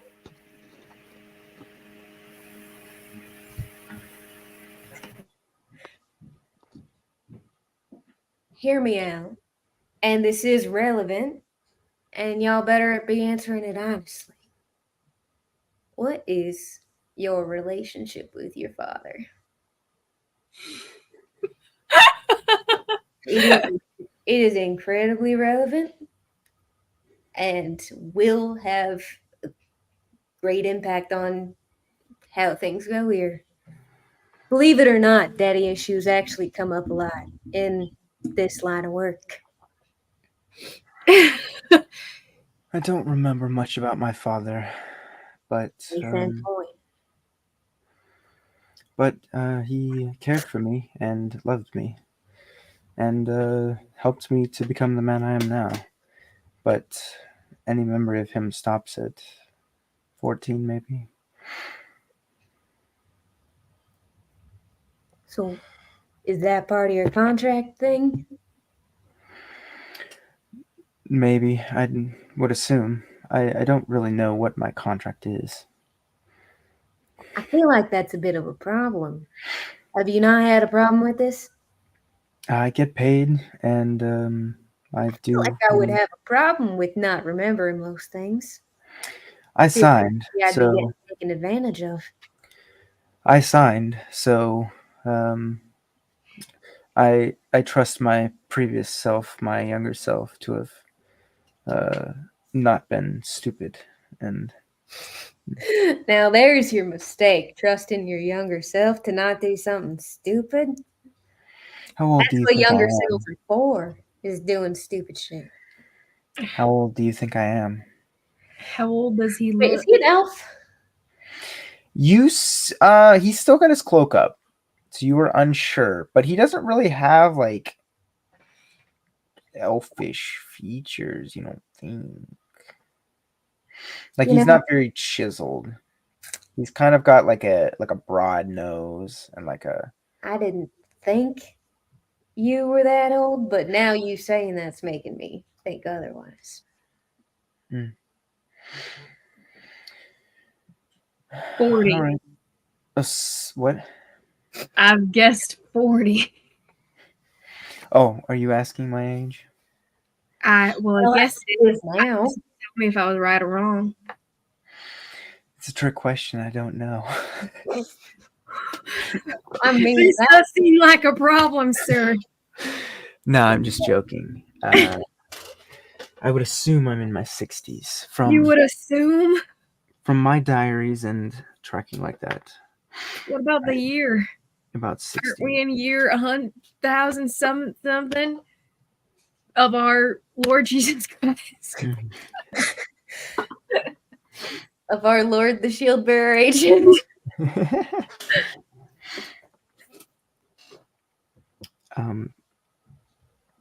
What was the original question? I forget. The question was daddy issues. Yeah, that's right. Father. I wanted to see if any of y'all have daddy issues. Leander, are you going to answer your own question? I feel like that was a very poignant question. I drank. That means I don't have to answer. If somebody wants to waste their next question on asking me, or, you could just ask me like a normal person. I have a fine relationship with my father. Insight check. I don't believe that. Go ahead. Your level of insecurity? BS. Total BS.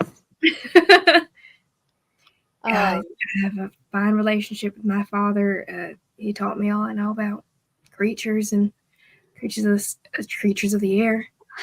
We have a bunch of those Corvus Corax at the back at home, and they train them. I was never too great at training, but I know a lot about them. They seem to be your favorite birds, Ari.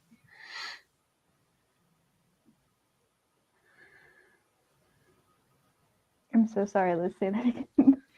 Oh, just the Corvus Corax, or maybe more widely known as part of the Corvid family, or what are they called? The common name ravens for them. They seem to be your favorites. Oh yeah, I think they're really cool. They seem to be following me around lately, but they're nice, so I don't mind. That's what I was assuming. Normally do that. I don't know. Like, just kind of come over, look at me. Animals just really like her. I mean, she's been holding that rabbit thing for like the past 5 hours. That's It's probably my aura. That must be it. Yeah, that makes sense. By the way, my roll, Nathan, I'll text you. Sorry. My insight roll was an 18. Wow, you're rolling bank right now. Don't jinx me. I don't know how to text him.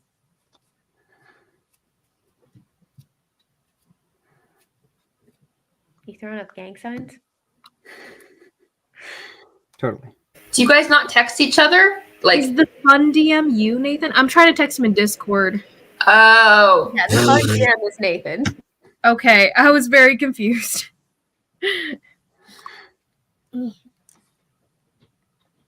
So much. Okay. I think you're absolutely full of it. As no man with insecurities like yours has a decent relationship with their father. Oh, Nathan, how do I respond based on your thing?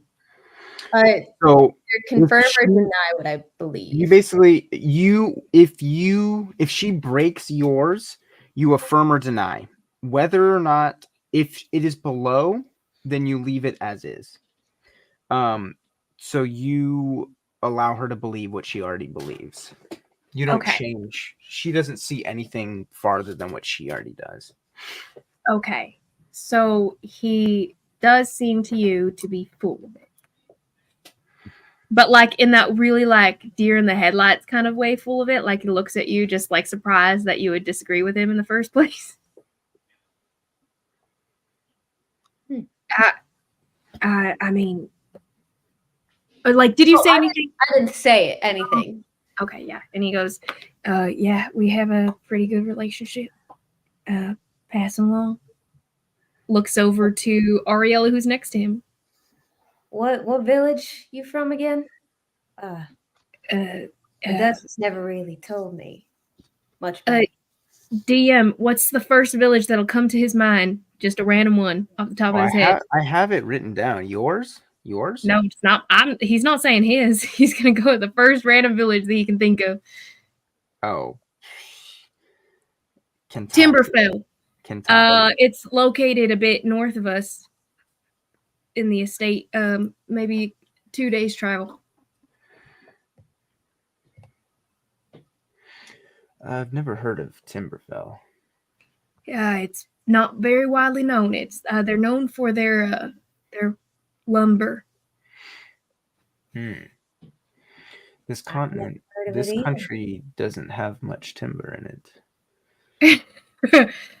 I've never heard of it either. 2 days north of Halvor? Yeah. Well, most of our towns aren't. You can't know all the towns that exist. Let's move on, Ari.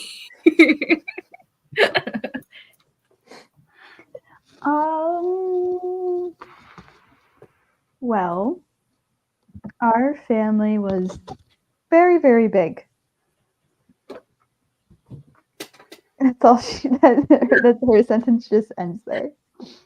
That's all she said. She kind of just looks over to Akira. Hey guys. It was hard for us to get a lot of attention from our folks. There were so many people to look after, but we did all right, I think. And we had each other, so that was good. How many in your family, if you don't mind my asking? Well, we had a bunch of extended family that stayed with us. I mean, like it was kind of like we kind of lived almost like in like a familial like commune thing. So like always people around. So I mean, I get that. I don't know, 50. Felt like more than 50. It might have been. I never counted them. It's too much. Yeah. So About 49 too many, I reckon. well, I'd say 48. I'm kind of partial to keeping her around with me, but Fair enough. As you guys are still talking, you see the other, the first mate come in and usher people in. You see them pull out like very nice looking silverware, like very hardy metal, obviously, but it's not like they just threw it in a plate and everything. It is dished up very nicely. They've got what looks to be pigeon. There's a lot of fish. They actually have fresh fruit as well. They've made some sort of dessert that looks very nice. It's like a rice pudding kind of a thing. And yeah, they serve it all to you. We will be arriving shortly. I hope that you enjoy the meal, and whenever you are finished, you may meet me up on the deck if you like. We can watch our arrival.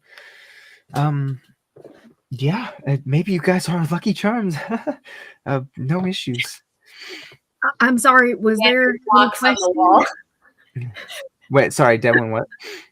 Well, as you knock on the wall, he kind of like chuckles nervously. But was there any question as to whether we would arrive safely then? Of course, Dehwin. Good day. For something this close to, the main shore, it's kind of wild that it would be this dangerous to get to. I don't like how dodgy everyone's being. So I appreciate your honesty. And he looks at everyone and dodges Dehwin. If anyone else would like, I think Osiris is the only one that didn't answer the question. And then Yeah. Osiris, Well, tell us about your daddy issues. well, I actually do not remember my father. I was taken from my home when I was very young, so I do not remember him. But I do have a father figure I am very close to. See, no daddy issues, Leander. Your theory falls flat. That anyone who goes out adventuring to a dark continent has some sort of issues or another. I think my point still stands. Well, I don't know about that. I'm sure everyone here has their own issues, but maybe not only daddy issues. Some have more issues than others. Winnie.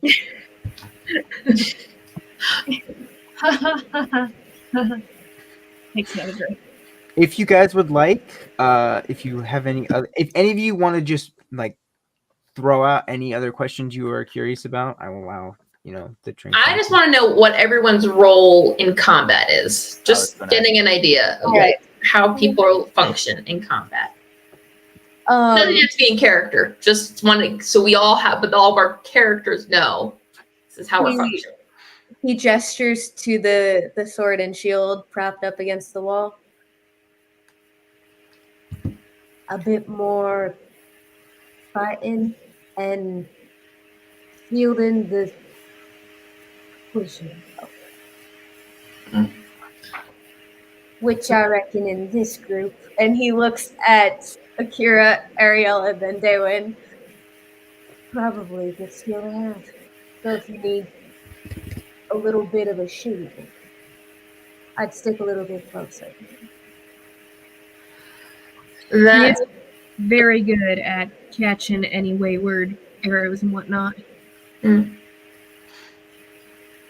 to know. It's a pretty big sword, though. Compensating for something? Was a gift. Was a gift? Fair enough. I'm more useful helping keep, people crowd control and helping y'all do your jobs better. And them do their jobs worse. So I think the better question is, who here can heal? can Neil Heal. heal? Everyone can kneel. I was gonna say, I was like, We'll talk about that later. that nobility thing coming. I was kidding. Ari, you're probably the most important person here then. That she is. So, Thanks, just as guys. a side note, she stays alive. Everybody good? She stays alive. She's the only one that matters here. 100%. 100%. It's taking you guys so long to notice how important I am. Thank you. All right. Don't get too full of yourself here. Now, I'm I'd certainly trust you on the battlefield, milady, but I definitely couldn't take you anywhere near some sort of ball or gala. I'd be at risk for mistaking a duchess for a maid. I would be so much fun at a ball. Are you kidding? I bet you would. Did you say a bar or a ball? A ball or a gala. That's what I thought. And then you say a bar? I said a ball, but hey, she'd be a You said anyway. a bar. I was like, what? Maybe after we get back, we'll have a little welcoming back party. I would love that. Present Akira is staring you down, like just kind of like, just nothing, not doing anything, just staring at you. That's all. He takes note. He takes note. Looks up at you. I'm not gonna insult you with the lines. I give her the lines because I think she would enjoy it. I don't give you the lines because you'd be insulted by them. As long as she knows that they're just lines, you're not toying with her. Like I said, flattery is part of my line of work. Respect may be how you keep a crown, but flattery is how you keep a life. Ooh. As this conversation is going, you'll see Leander, or not Leander, Kaylin reach over. He'll grab Temmie, put him next to him, and he'll pull out of his sack. He'll pull out what looks like they're like grapes, but they're a little bit larger and they're like bright green. And he starts feeding them to Temmie. He's like, he eats some of the greens that have been on everybody's plate as well. Yeah. Are there any other questions? Okay, so sorry. So to finish, so Dehwin and Osiris, their capabilities fall under. Dehwin explains his as, just a little magic here and there, but I can do some damage, and I can, fix anything that gets damaged. Not healing, that's more your repertoire, but, and he looks at Ari, but, I can, some damage in a fight I can make. Since when? I explain mine as basically the same, half crowd control, half DP damage. What about you? And then Kaylin is kind of same. Am I the only non-caster here? No, well, he is a half, but he is a ranged fighter. Generally. Ariella does both. Yeah, I do both. I was going to say it is getting to the 2-hour mark. Can we pee? Yes. No. Yeah, I was gonna. Yeah. My coffee's cold. You're not. My tea. All right, we need to buckle in, guys. We get back because We needed this. Yeah. I did this because we needed to get to know each other. I suppose it's fair. Boo. Fair. We did. I liked it though. Were you saying something, Dan? Yeah, I was going to say I wanted to history check the grapes, whatever they are. Just wanted Oh, you wanted to know the grapes are. yeah. Just All right, wanted we'll do that when we get back. I just Okay, cool. Cool.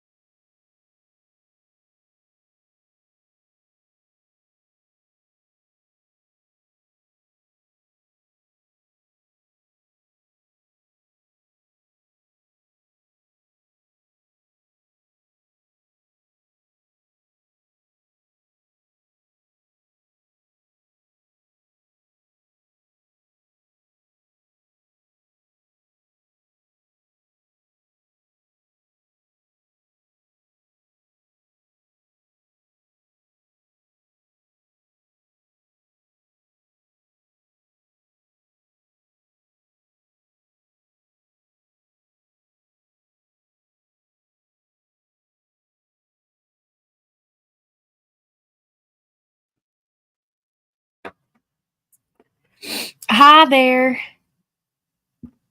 Hi, How you doing? I'm good. How are you? Doing so well, and me with the southern accent. So funny. So It's very fun to funny. talk in, though. It's honestly very comfortable. It's so fun. I mean, it's a very easy accent to do too. Like you don't have to put much thought into it. Exactly. I also just love it because I've never done a southern accent for anything D&D yet. Oh really? Or even, Oh yeah, I guess you haven't. even for echoes, I don't think I've ever dipped into, just because you guys haven't gotten to where like American accents would necessarily be yet. Mm-hmm. Oh, so good. No, the reason I've been asking you so many questions about like the trip was because last week I was like, oh my word, we're leaving in like 3.5 weeks. I know. No, it's a good thing. Yeah, we should be anything. It's good. I More than also that. didn't want to say to everyone, so I'll tell you now. I'll text to the group chat. But since we want to do meals, right? We want to do some more homemade meals like last time. I wanted to ask who wanted to do a meal what day, probably. So we can determine what days we're also going to go out to eat for. Jared has to make his burgers. Or I am not going. All the way. Jared, Rachel said for Ren Fair, you have to make your burgers or she's not going. They were so good. Am I being heard? No, you can try. Oh, they won't hear me? It's just I usually can't be heard from over here. What do Can you y'all want? hear me? Yeah. Oh, okay. Ugh. Ha, loser. I think his voice travels better. Yes, of course I will make my burgers because I want to make my burgers. I haven't made my burgers for a while because someone decided to get bread. I'll be back in like 2 seconds. At Aldi, or sorry, Sam's, You were there. and I haven't made my own burgers. You in agreed it was a good idea. 20 years. You literally agreed it was a good idea. I said, babe, should we get these?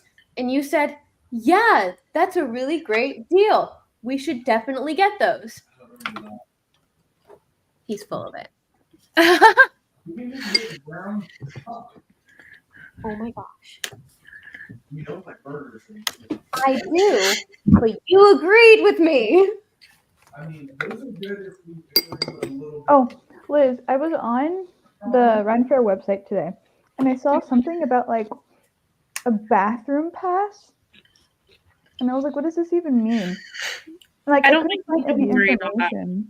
Okay, it said bathroom pass, and I was like, "What?" I You do get to believe kick they are. anyone out of a stall. You If walk you in, don't you wash pay the bathroom. extra $25, you can't go to the bathroom. Wait, so what is that for? I don't I know. don't It just said think bathroom pass, and it was like $25. It was really weird. I don't know about that because to be honest though, I don't know if I've gone to the bathroom when I was there. But I don't think like they have There was porta like no potties. information about it, and I tried calling them, and no one answered. And I was like, "Well, I'm pretty sure they had a line of porta potties somewhere. okay." It was just really So they- random. Like, maybe it's a bathroom pass to like nicer bathrooms. Maybe. I don't know. I'll ask my friends about it. See if they've had any issue with bathroom pass stuff. I love that everyone came back with snacks. I almost did, but the snacks aren't ready yet. Tori's making dinner tonight, so I was like, okay, I'll come back out in a second and go get some more. My new obsession. I haven't seen her in like 10 I've eaten the whole years. jar. That sounds good. Tori, I know. Tori's a busy woman. Not that you have any reason to see her, Nathan, but so not that you have any reason to see her necessarily, but Oh, I just know. call her one day, stress her out. Yeah. All right, let's rein things back in. Okay. Briefly, is there any other question that you guys want to have? I know I enjoy because obviously we're running a small, we don't have a full campaign to, so learning about each other's backstory and stuff is good, and I think it's good for developing plot and stuff. But are there any other questions people would like to ask? Maybe specifically to an individual person or openly to the class? Pull Leandre aside at some point, but I think as we were like splitting up, I wanted a brief aside to Kaylin. Okay. So we'll say, so is everyone else done with group conversation? I think so. Yeah. I mean, we can go on for forever, but like, I mean, we're really just trying to get to each other. Yeah, I think we're good. Yeah. So we'll say you guys start moving up. Leandre and Kaylin will lag a little behind. Or rather, Leandre will and drag Kaylin with him. Now, see, I know you don't like nobles. And you think your little small talk right here is going to improve that? No, I don't. See, I know that you don't want anything from me. And you know what that makes you? Easily replaceable in y'all's eyes. That makes you my favorite person in the room. Now, don't mistake this for little poor me. I don't expect or want your pity. That would mean you think I'm weak. I would rather you hate me than think I'm weak. So, I understand. And I respect it. There's a certain honesty in you disliking me. And I appreciate it. I just need to make sure you're not going to stab me in the back the moment it suits you. So, provided we're good. I don't know how pompous and self-indulged you have to be to pity yourself when someone doesn't like you.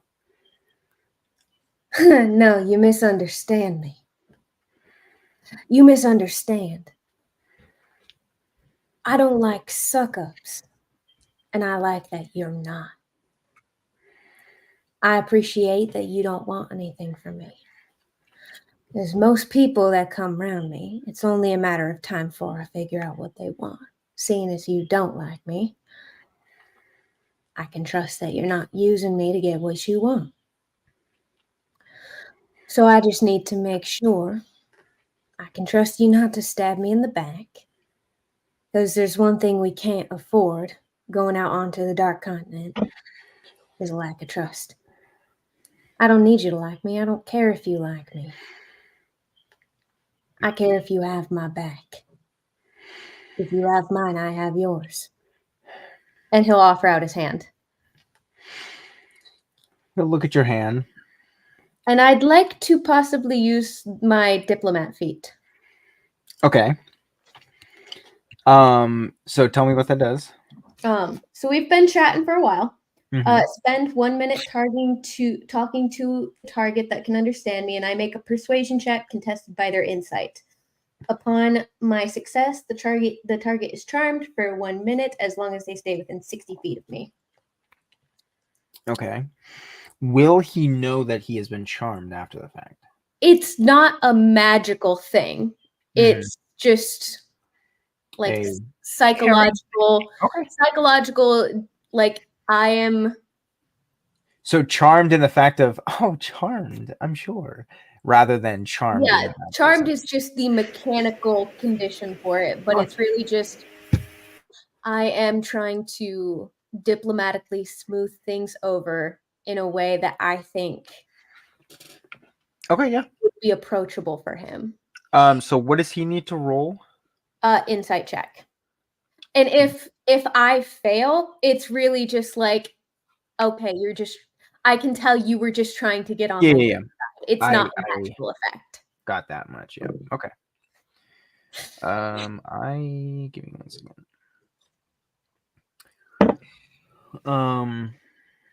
So it's an insight check I am doing, or Yes, insight contested by my persuasion.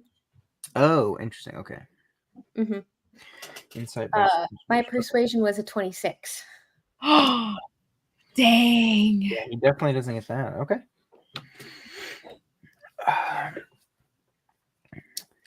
What do you say?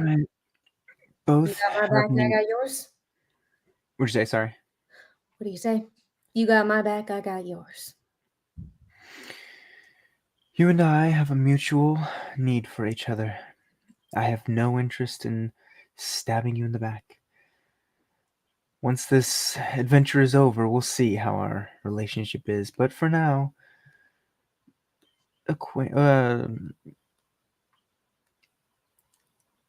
Allies. Allies. Yeah. That's a good word. See, with that is assuming we both get back. And that's what I'd like to hear. Is both of us getting back. Preferably in one piece, all our limbs intact. Glad to know we're amenable. And I look forward to fighting next to you. And your little pal here. Likewise. He likes most of you. Except me. Oh no, he doesn't have prejudice. I'm deeply sorry to Kaylin. I lied. You are not my favorite person in the room anymore. My favorite person in the room is now Timmy. Seeing as Tammy's not in the room, I guess that would be me.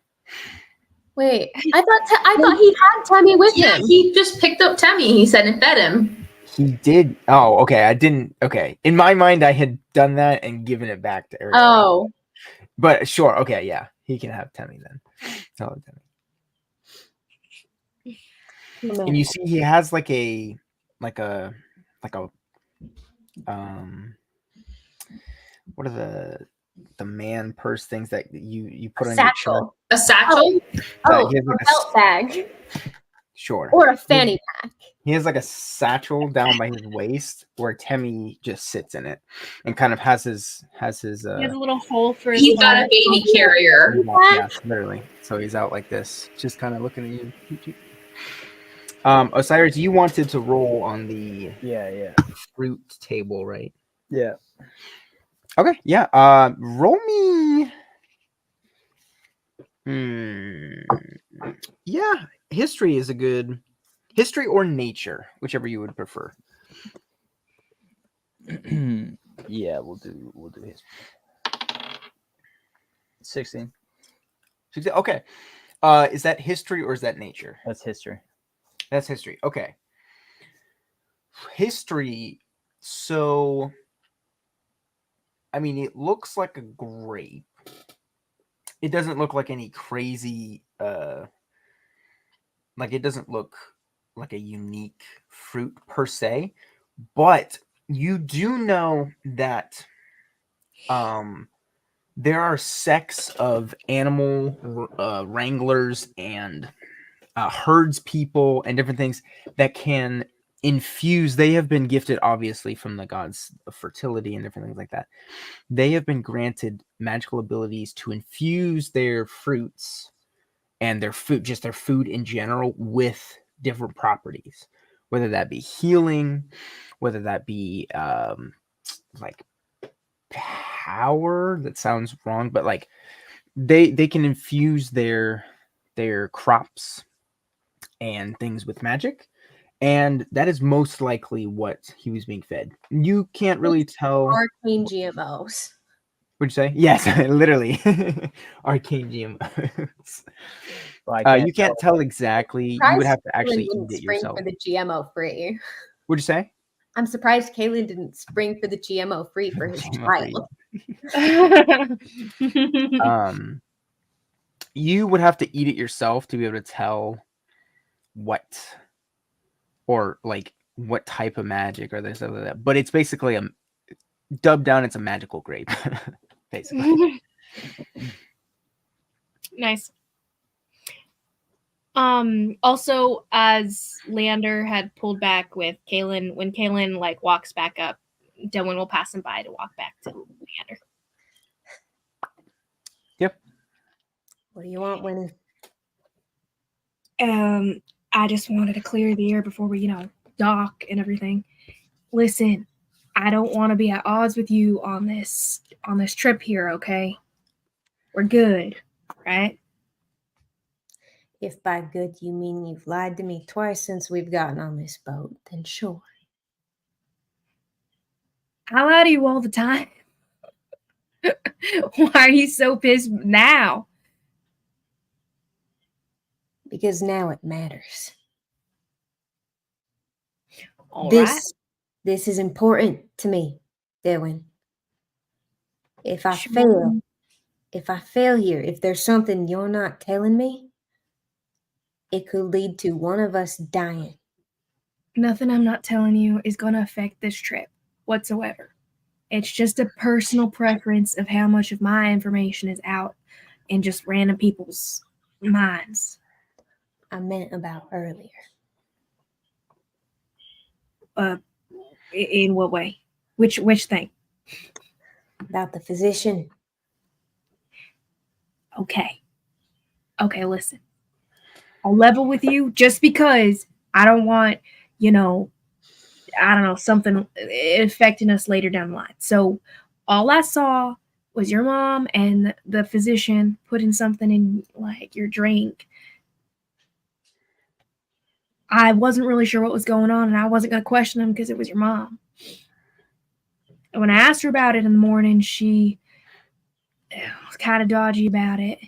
But I think she just really didn't want you to go. I think she just wanted to sleep through it entirely. I knew I wouldn't have slept in on a day like this. And I didn't wake you up because, it's your mom. I assume she knew best. I don't understand.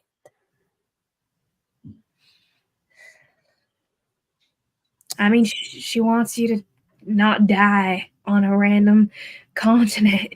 You can't really disagree with that. That's her nature. Can't expect her to go against her nature.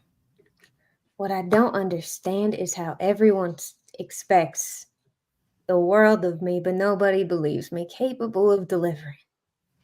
I don't think she doesn't believe in you doing it. I think she just isn't for sure about whether the whole world is gonna be going easy on you,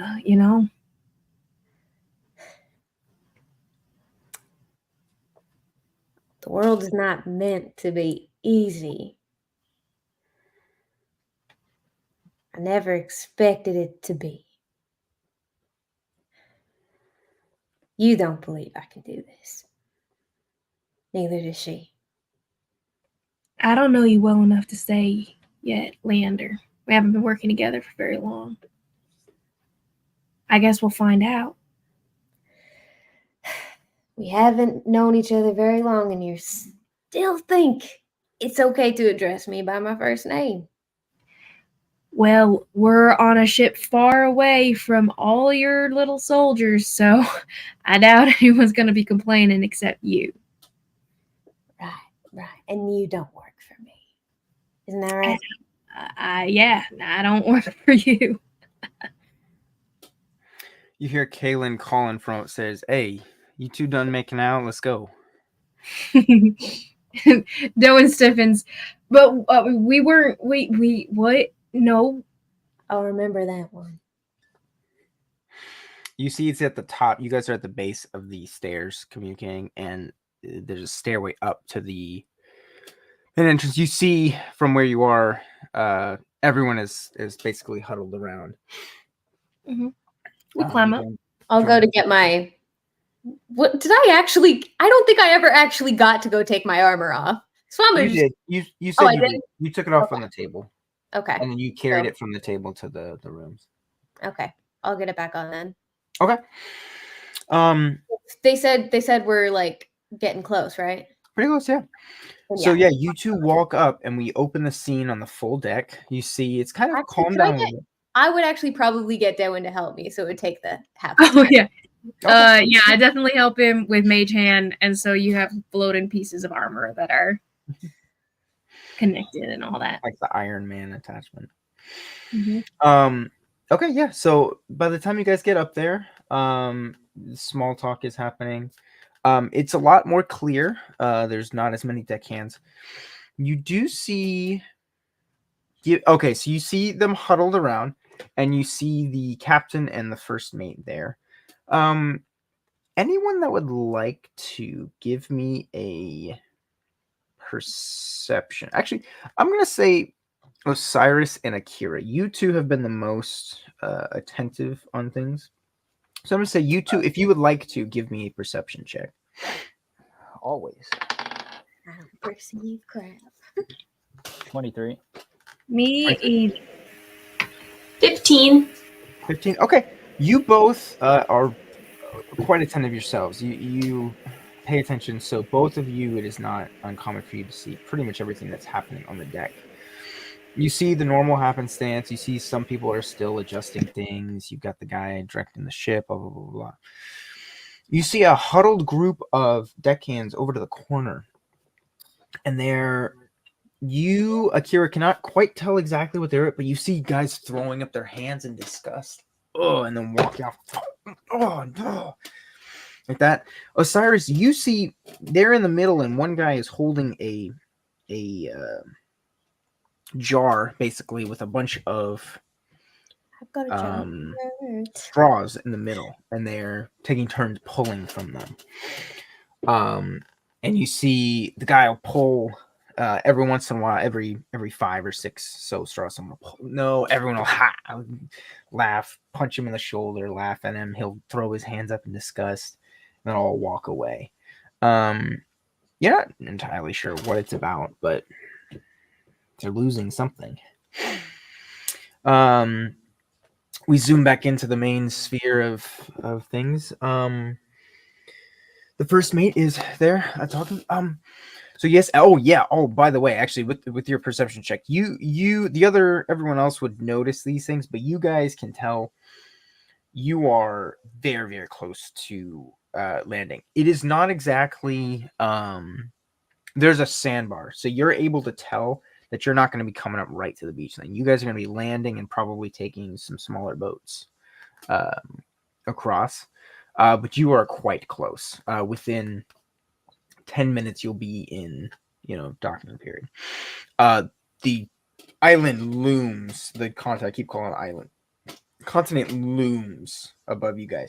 The trees that they've talked about were truthful. The entire continent looks like it is just massive trees. And when I say massive, these trees are gargantuan. These trees reach tens of hundreds of feet into the air. And it's not even just those. There's also like you would look at a normal forest and you see the trees, and then the foliage is normally like bushes and stuff like that. This forest, the foliage is normal sized trees. That is how massive and dense this forest is. Also, I guess I'll say this as well now that we're here. Osiris, you and Akira have noticed as we're getting closer, you've seen like debris along the side of the ship, just random bits and pieces of you don't know what. But you both notice in the distance, not quite the direction you guys are going, far off, you see a giant pile of driftwood, of massive planks. And you notice, Osiris, you see a mast. You see the sail crumpled up and destroyed and not decomposed as it should be. You, with probably the most experience, it is a very fresh sail. But you see what you can believe in your head to be the remains of another ship, maybe a couple 100 yards down the beach side, completely flattened. Like not even the whole of the ship, and then it's kind of torn apart, completely flattened, boards and all around the and then zoom back into the main picture, and we see the first mate, and he's once again, it has been a pleasure. I wish you all the best. I know you all have a very important mission going forward. If there's anything else you need, we'll be departing pretty shortly. Most of us will be staying on the main ship, but several of us will accompany you there. And yes, if you would like to gather your belongings and head towards the starboard side, that's where we be departing. I'm guessing that the ones who are accompanying us are all the ones upset about drawing the short straw over here. Oh, I hadn't noticed, but perhaps yes, perhaps they are. Yes, not many of us would dare go on this mission, much less actually take on the island itself. So wait, you all are just getting us to the island, or you're sticking around? Oh no, we're not sticking around. No, we are leaving. Your mission details did not require us to stay, and quite frankly, we probably wouldn't have accepted if we were required to. So who aren't you supposed to be getting these supplies to some village? Are we taking the supplies with a cart or something? I mean, like, I don't imagine we're carrying all of these. Yes, we have carts and cattle that will be taking them. Wonderful. But we, just to clarify, DM, was our job to accompany these carts and take them to who needed them? No, you will be accompanying because they're going the way of, but these cattle have been trained. They don't ask me, I'm not a magician, but they know their way. No other participants will be joining you on the island besides the animals. Okay, so our job is purely to follow the path that was given to us to go find out what happened. You are basically tagging along, not exactly. Like, wasn't there some people that went missing or something? Weren't we trying to figure out like what was happening to a village or something? Yes. Like Croatia vibes. You are. The caravan is kind of separate from us, realistically. Like they're getting, but we're kind of just going along with the caravan to get to the place, basically, right? The caravan would have been sent if you guys were there or not, which you can gather from it. You guys are just an additional, quote unquote, special shipment. And our purpose on the island, as according to our mission, is to go in and figure out what's happening to whatever village, right? Yeah, it's very vague. You are basically tasked with helping the village. That is your goal. You don't know. And the same village these cattle are going to. Yes. Okay. So we basically just have to follow them and get to where they're going and then figure out what's going on from there. Yes, you may absolutely. They will be slow, so you may run ahead if you would like to, but they will eventually get to where they need to be. Okay. Now, is this village on any current maps? No, but there aren't many paths in this continent, so just follow the main one. I'm sure you'll find your way. I'll pull out my maps and have him mark the one he's talking about if it's on any. If the path is on any maps. Yes, you pull it out. It's not. It's not? No. Okay. There are dotted along the most that the maps have are generally it'll be one map will have one village center, another map will have another village center. But again, these villages are very, very topical, surface level entries. They have gone maybe a couple hundred yards into the woods. They've cleared out the general wood area, but they are essentially still on the beach. So this village is a little bit more inner. It is deeper into there, yes. Got it. Brave souls. All right, then. Right. Let's venture on then. Come on, here we go. Everybody, let's go. As you guys approach, We all in the same boat. so you'll see the boats are slowly being let down. There, what'd you say?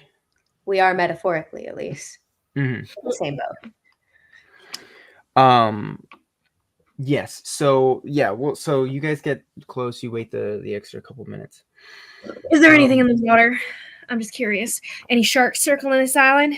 Sure. You I'll can, be right back. You guys keep going. I'll be right back though. Like, yeah. you can roll me a perception check if you'd like. Awesome. It's not my forte. Let's see if I roll well. I did not. I'm looking into the water and I throw up. I got a 7. Okay. Yeah. You throw up and you are too distracted. You see some of the chunks move and you're like, "Oh, fish! Oh no, that's just." Oh, that's gross. Oh, that's gross. I'll just pat and rub his back as he's vomited. Something Dehwin probably did notice is that even after their talk, Leandre seems extremely tense going from the big boat to the little boat. Mm. Is he Not a sick little boat too? kind of guy. He doesn't look sick. So they will Okay. help you onto the boats. They will, get you on. You're gonna have to row yourself a couple minutes there. But they let you down. They are still unloading everything. So you guys will be the first to arrive if you would like to depart, quote unquote. It'll be 3 of you in one boat and 3 of you in another. I'm with Leanne. I'm with my sister. I'll go wherever. And Osiris and I'll just go on the first boat, whichever one's going first. yeah. Mhm. So I'll probably be Dehwin and Leandre's. Okay. Yeah, you guys start rowing and you can feel the people that are rowing, the water feels electrified. Like wood obviously doesn't conduct metal or doesn't conduct electricity, but it's almost like it does. Like you can feel the current.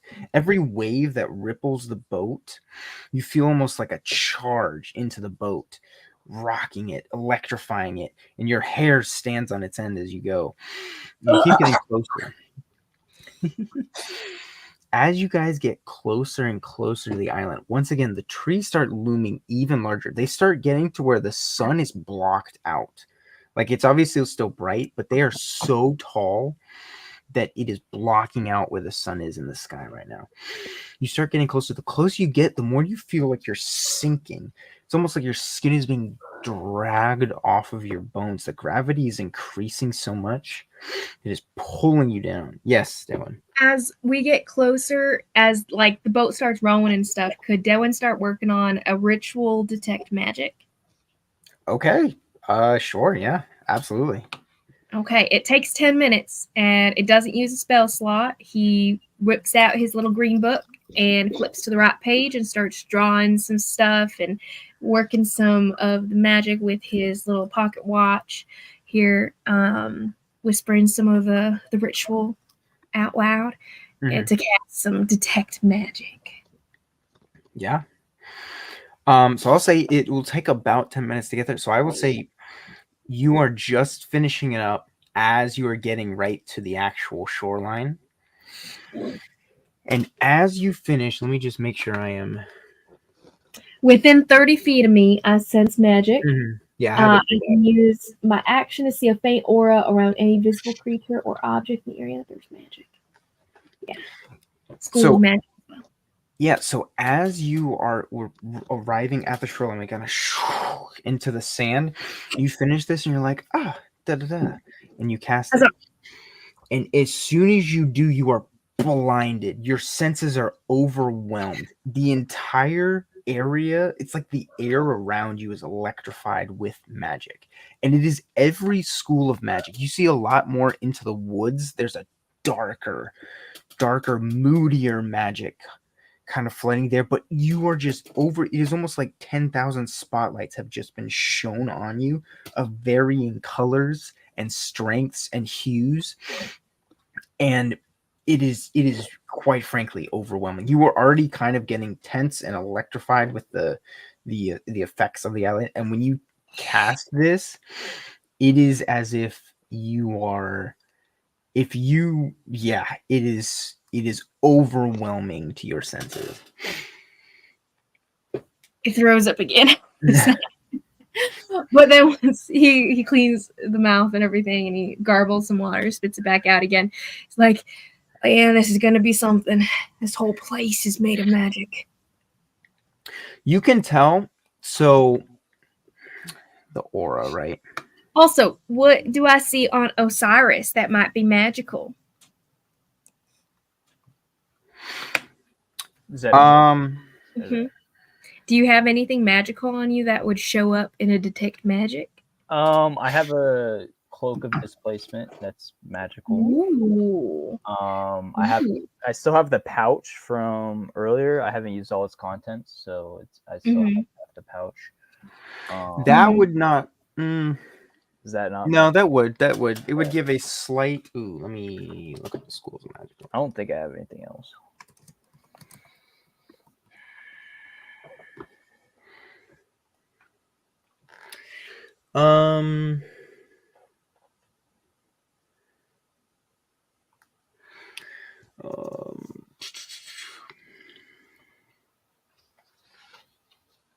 So it would be. It would be a little bit of evocation. All right. And transmutation, you see. Interesting. You do see from, like I said, again, it is a myriad of colors, kaleidoscope of rainbow. You do notice the water and the sand is very bright, blindingly bright, and the tree line is much darker. It is still the myriad of colors, but it is almost like light mode and dark mode on your computer, whereas the colors are the same, but they are completely shifted in tone. Interesting. What would that basically communicate to me as an arcane user? What effect? As an arcane user, you would know it as more concentrated for one. It is more concentrated, but it is just a darker, more malevolent magic. And more unnatural. Yeah, I would say unnatural is probably it is more chaotic and more unnatural than just the normal chaos that is this, But yeah, so we arrive on the shoreline. You all are buzzing, and you realize it's not. It may be a little of anxiety and anticipation, but it is from the magic in this island. You all are heightened. Your senses are being tingled. Who would like to step out first? So Osiris and Leandre, you both can step out simultaneously as if you would like. Sure. We're still in the water, right? A little bit. You are right. You have just run onto the sand, your boat. Yeah. So Osiris and Leandre, you both step foot on to this foreign land, and as soon as you step on, a violent surge of energy just courses through your body. I mean, every muscle that you guys have seizes instantaneously. It's everything you can do to not drop to the ground. It's almost like you are being crushed by a giant that is holding you between his hands. There is a sharp, searing pain that radiates through your body from your head to your toes, and it is almost like you're being set on fire. Your nerve endings start burning. You smell a charred flesh that just engulfs your nose and your mouth. You can almost taste. Hey, are you all okay? Are you guys good? As you are trying to hear, hey, are you guys? And then a high-pitched ringing fills your ears and cuts out all communication. You are completely dulled to any sound you hear. Go ahead and give me, both of you, a Constitution saving throw. What does Dehwin see right now? You see them immediately step down and their entire body tenses up. And it's almost like they're being tased. Their body is fully clenched. Oh boy. 17 as well. Hey! 17? Okay. So you're about to be dragged down by the gravity that is just black hole sucking you to its core. And you grab kind on of each other. stumble one step. Yeah, you grab each other, you hold each other up, you stumble, take one step. You are drained though. You shake off the initial, you can move your body now. You can move. You still feel like you weigh 600 pounds. You feel like the gods themselves are crushing you into the earth. You have shaken off the initial density of the magical force that's here. You will still take one level of exhaustion. So the way I run I run the new the 5.5 or the halfway edition, the new exhaustion rules. So basically one level of exhaustion will be every D20 roll you do, you will subtract 1 from it.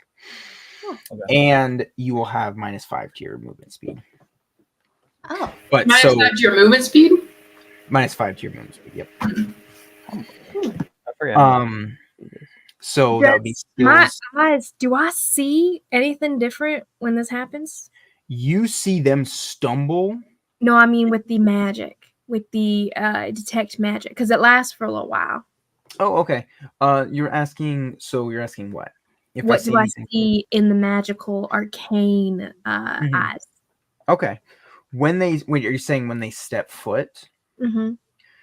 So you would see, it's almost like you know those little things with the magnet filings in it, and you could put a magnet and like draw a mustache on the face. Do you know iron filings? And if you hold a magnet to them, Etch a sketch. But they have like the faces, and you can draw. Yeah, I know what you're talking about, Nathan. But yeah, it's like the same concept as Etch a Sketch. It's almost like the poles, because you're seeing into the arcane itself. You are viewing magic in its schools and its flowing and ebbing, and you can see almost like how atoms kind of align themselves. Their poles, south and north, and you see how they are chaotically aligned. When they both step foot, it is almost like all the poles that are near them all adjust straight towards them, and it's almost like those iron filings that suck towards the magnet start seeping into the roots of their feet. Mm-hmm. Interesting. And for the schools of magic that you see, you do see some necromantic magic. And you would also see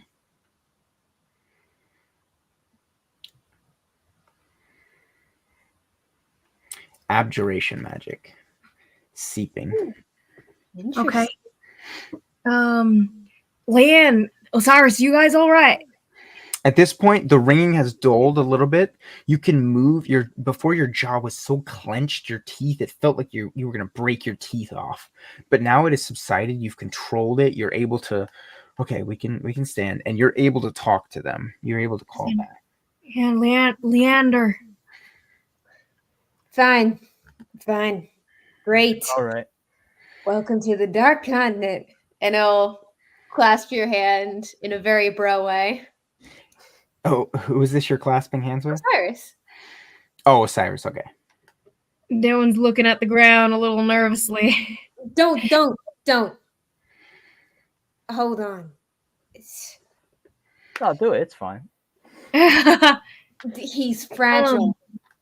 DM, based on my arcane understanding, would I know if a dispel magic would help me in landing on this island?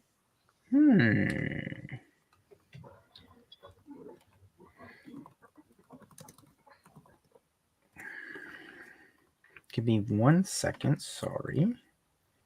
All good.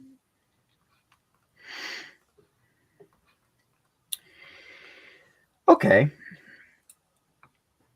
Yes, it would definitely let you stand somewhat unaffected. You don't know how to what extent, but definitely you would have less of an effect on your body as they have had. The only problem is this is an instantaneous effect that you're dispelling. Eventually that magic is going to seep into you. You can't keep dispelling the entire time. So yeah. Dispelling magic would only... I was more so wondering if it would ebb off the initial burst, I guess, like enough that I would be able to acclimate. Because what Dehwin is assuming right now is that like the whole thing is like them stepping on it. It's like an electrical surge, and they're adding to it, and it's surging into them and stuff, and like they're just magically trying, or the magic is so much that their bodies like can't really take it, right? And he kind of saw this happen as it flooded into them. So he's hoping that like a little dispel might ebb the flow enough that he could take it a little easier, is the thought. Give me an Arcana check. Cool. That's gonna be a 24. He's good at those. 24, yeah. So you are thinking, you are pretty smart when it comes to magic. You have obviously some natural ability, but you've made your name, quote unquote, by being intelligent and learning.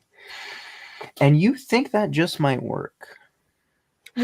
Okay. So he's gonna, as Leandre's like, well, let's hold on a second. Let's just let's consider how you're getting on here, kind of thing, and holding him back a little bit. He's gonna carefully cast Dispel Magic as he lands. Okay. And how would you like to cast it, or what does it look like when you cast this? He does some different symbols in the air. He does some different symbols in the air, and as the magic's kind of coming together, he kind of like latches onto the runes as they glow brightly and like burn in the air almost as he steps down, and they disperse just little like black energy across from him as it like absorbs the magic below him. Mm-hmm. Yeah, great. Yeah. And you watch as you dispel kind of almost like a sphere around you. You see the sand around you. You couldn't tell this at first, but when you cast the spell, the sand below your feet falls still. And all of you realize that the sand itself has been ebbing and flowing and shaking so fast that to you it looks like it's still. But you realize when you cast that, the sand falls beneath your feet, and the rest of the beach is moving. Surging. Pace, yes. And so you land, and again, it is strong and it is a pull, but for you, it's not too bad. Okay. And he's gonna try to like let it ebb and flow into him, but like just a little easier, just a little slower, if possible. Crazy. Right. Kaylin will seeing Dehwin do this. Then Kaylin will start to get out as well.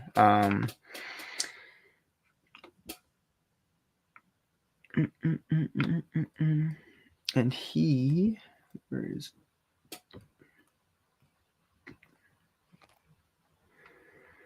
I've lost his sheet. Anyway.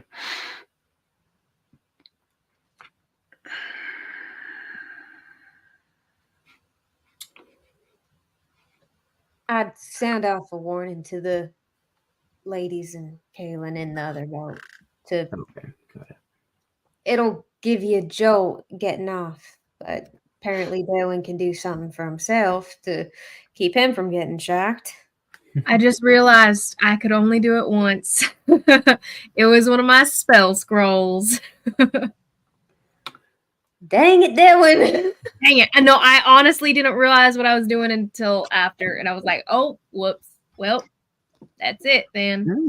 So, DM, quick question. Is it the water that's the problem, or it's just ground? It is unavoidable. everything. It Everything? looks like the ground is much more affected than the water. The water is still electrified, but it is the entire area. It is quite simply the continent itself. Dehwin will relay some of what he sees and the magic, his detect magic, and kind of like explaining that it's just a lot of magic.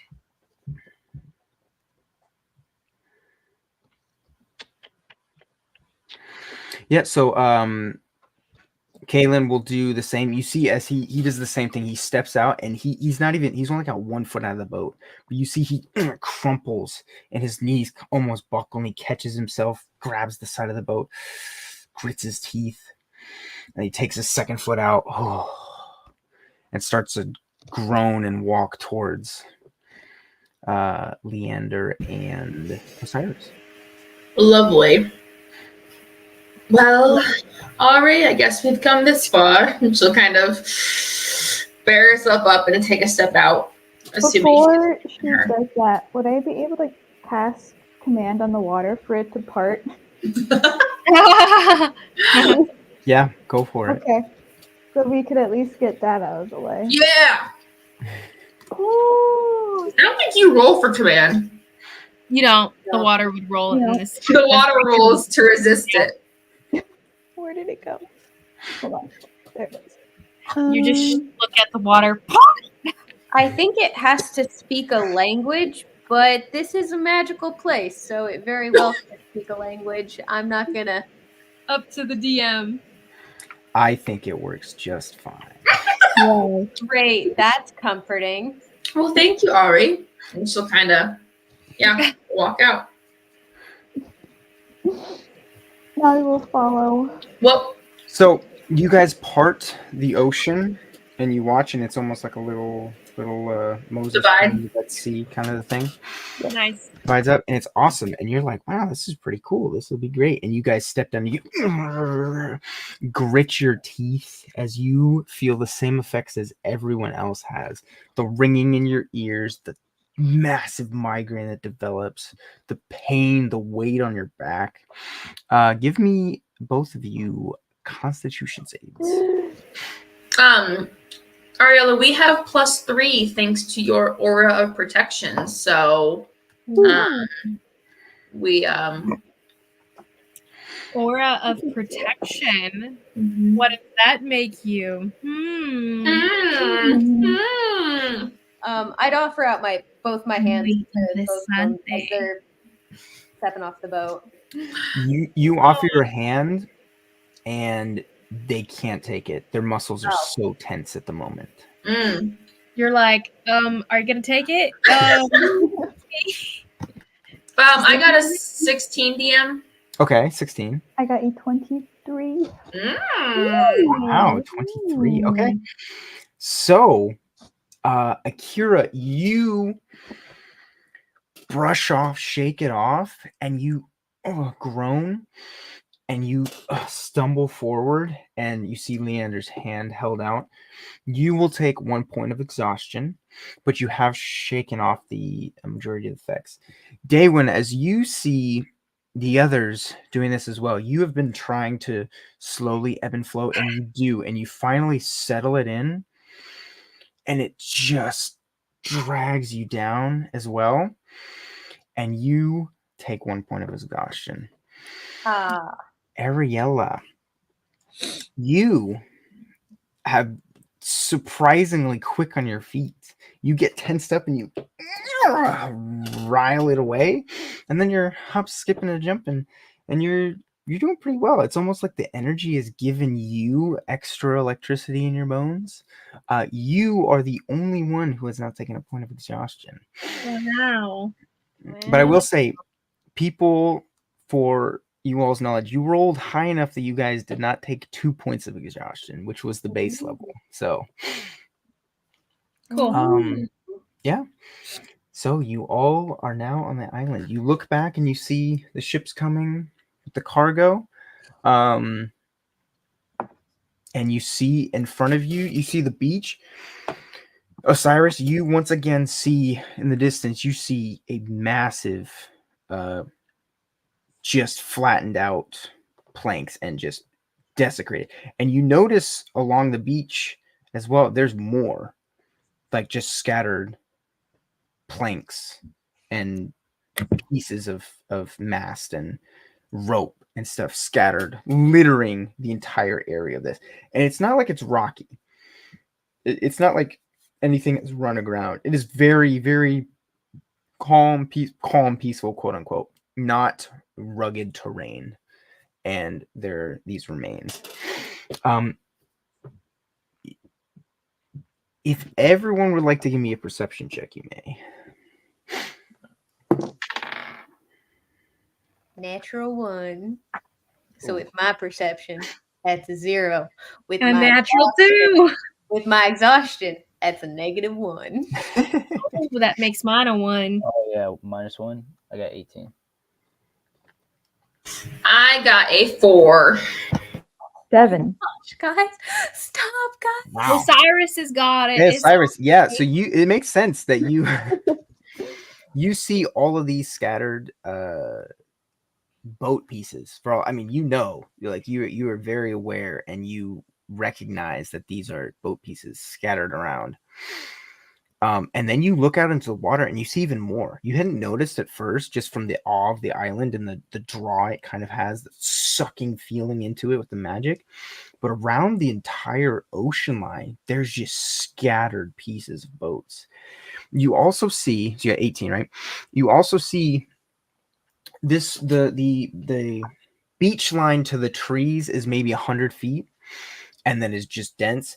And you actually see kind of like a clearing almost straight ahead of you, you guys, a large opening in the tree line. And then behind you, you see, of course, the everything being transported back. So, Okay. how would you all like to proceed? Now, are we going to wait to follow the caravan? It might be a little bit slower, but we'd sure get there. Well, I see a clearing about 100 feet in.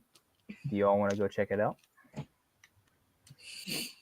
Just so you all know, the magic is getting real cloying and thick the further in we go. It's gonna be a lot. For sure. As Is far this? Do you know if this clearing is actually in the direction we're trying to go? No, I just saw it. Oh, right, I'll check it out by myself. certainly can go check it out. Looking out to the You here, and then if you can go check it out. Split up the party. not split up quite yet. It's not that far away though, is it? So It's right inside. it's not wood. that. If it's not that far away, I reckon we can all check it out together while we're waiting for the caravan to get here. That's So true. unless any of you all have somehow a map of the Dark Continent or how we're getting there, my best call would be waiting for the caravan to show us where to go. I realize I may have misspoke. By clearing, I mean not necessarily like it opens expansively. I mean, you see a very distinctive break in the tree line where it looks like it was purposefully there is an opening into the woods rather than a opening or a clearing. Sorry, I want to clarify that. Okay. So more like a path. yeah, like someone's trying to carve out a path. Okay. Okay. I see. So I They think told that- us that there was only one path, I believe. So I think what you saw is Yeah. probably, yeah. I think we should try it. Now, if we get lost on the Dark Continent, that might be a problem. Is everyone following here? That might be a problem if we can't even find our way to the village we're supposed to. Damn, I have Great. a question. Mm-hmm. So that the stuff that the animals are bringing are to the village that we're going to, right? Yes. Yep. Yes. I didn't know if they were going to all the villages out here or what. So Mm-mm. No, specifically to the one we're going to, and they're enchanted to go to the place that we're trying to find. okay, I say we wait then. We could totally wait. The way he spoke, though, it sounded as though there was only a single path cut through the trees, that there's like no other path. So as Right. long as we're following the clearing. So does I will say, yeah, you guys have the two options, obviously. These cattle are, first off, like cattle again, laden with large quantities of food and equipment and stuff. So they will be slow. They will definitely get you there, but you will be probably, I want to say, twice as fast getting to the village if you go ahead of them. It will The be way twice they as slow, said- but you will make sure that you get to the right place if you wait for them. Right. So the way they said it, there's only one path, and we'd be certain to cross the village if we went along that path. Yeah. That is what they said, yeah. I say we go. Very well. The It's first either that or we take twice as long if we follow behind the cattle. So long as If their we information's accurate. There's no accurate maps on the dark side. I guess Maybe- you'll be What? I guess you'll be riding it. That's the idea. We can drop breadcrumbs behind us to come back. Although the caravan cattle might eat them, so hope one of y'all has a good or sense of direction. Just mark There's a small, like a cylindrical leather tube strapped to his back next to the sword and shield. I think I got us covered. So next people that gonna come to the Dark Continent might be able to find their way a little bit better. Oh, I just meant for right this second. If we somehow get lost, come back to where we started and try again. But yes, I'm sure your map will be helpful for many future adventurers. Well, I suppose I could find our way back here. But marking the trees is also a good idea. We could do Yes. that too. And I reckon between he actually looks at Kaylin. Reckon between two of us, we might be able to find our way. I can't say I'm familiar with this island. I keep saying island. This continent. But I mean, I can do my best. I reckon based on your getup and your choice of weapon that you'd be good at tracking. Am I wrong? I'm good at tracking in familiar terrain, but quite unfamiliar. This isn't his terrain. Right. So do you have like a favorite terrain? What is your favored terrain? Would you might happen to have a favored enemy as well? He means more rather than the actual meta of favorite terrain, which yes, he means more in he doesn't really know what this place could like it's never been explored. I mean more in has a good survival Oh no, score. absolutely. Yeah. No. Yeah. No, he is very well equipped for Right. surviving. Right. So I think two of us. And I don't reckon we'll have any trouble finding firewood. And kind of gestures to the trees. When I look at the trees, by the way, did they look all scary magic wise? Like if we cut it and burned it, would it kill us? You're not able to tell that from your spell. But it didn't change when you guys landed on the island. the tree line, magic-wise, did not change or alter in any way. Okay. My thing disperses at about 10 minutes anyway, so it's probably. How would you all like to proceed? I'll go in the middle. I'll lead the way. I'll go right behind Leandre. Dude. All right, I guess Ariella and I bring up the back. Middle. Okay, we're going single file into the abyss. As you guys start, you've picked up your stuff, you're ready to go. You see the guys, the small boat of maybe 10 guys. And you see them as they get onto the same effects that you guys had, and you see them start projectile vomiting as they fall to their knees as soon as they've landed on this island. All of them, every single one of them steps foot and just crashes to the floor. And after you see, by the time you guys get basically to the tree line, they're kind of like getting themselves up, but it is an ordeal for them. The cattle seem unaffected. Now I get why they didn't want to have to accompany us to the island, I suppose. That's rough. That's rough, buddy. I reckon we took that pretty well, all things considered. It's fair. So you guys get up to the massive tree line, and again, you look up, and these trees are hundreds of feet tall. I mean, once you go in there, it's gonna be dark. You look into the passageway now that you're there. Who's leading? And Leandre, right? Leandre, and I guess everyone at this point. You guys see that there is kind of a path. It's definitely not paved out, but it has been traveled by and been cleared purposefully. There are trees that have been chopped down, things that have been shoved aside, trenches that have been dug. But you see no light at the end of the tunnel, per se. It is a tree line as far as the eye can see and towards this path. Would you like to continue forward? Yeah. Okay. Leandre, do you want to then roll for, I can have Kaylin roll for the survival, or would you like to roll for survival? Or would anyone else like to lead the group? I can roll. I'm not good at survival.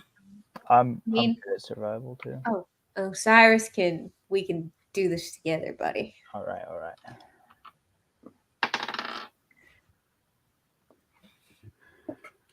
It's 17. So you're both doing it then, not Kaylin will not. No, just Osiris. Could I help him? Yeah, absolutely. Okay. Cool. That works. I'll help him. Oh, so you can roll at advantage, Osiris. Oh, advantage? Yeah. I'm helping you. Yeah, 17. 17. Okay.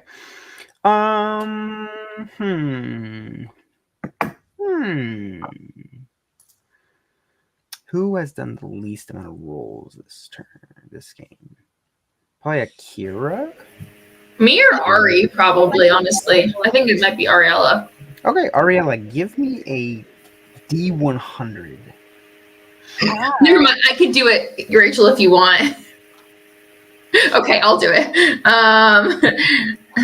Rachel's face is like, what the? No, I can do it. Oh, go ahead. Yeah. Go ahead. I didn't even know there's 100 dice, bro. Well, you have to roll that one in. Two. Wait, what? You did what? So you roll a D100, you roll the one that has like 70 and 20, and then you roll the 10 dice. That just has 1 through 10 on it. You roll both of those, and it gives you your value. Oh, okay. I don't remember. Okay. 19. 19? Okay. Shut up. I literally rolled mine just for funsies, and I rolled a 19. I am not even kidding. You and I rolled the same thing on a D100. We're twins. That's actually Wow. That's insane. Okay. That is That is insane. crazy. Twin power. wow. That is crazy. Like, what are the odds of that? I don't even know. I know. Very small. I mean, 100 times 100, whatever, 1,000, 10,000, 1 in 10,000. That's insane. Anyway, okay, so 17 on survival, correct? And then 19 on that. Okay. So you all progress for, I would say, quite some time, actually. It's probably a good hour. And then you come along as you're leading by. Everyone give me a perception check.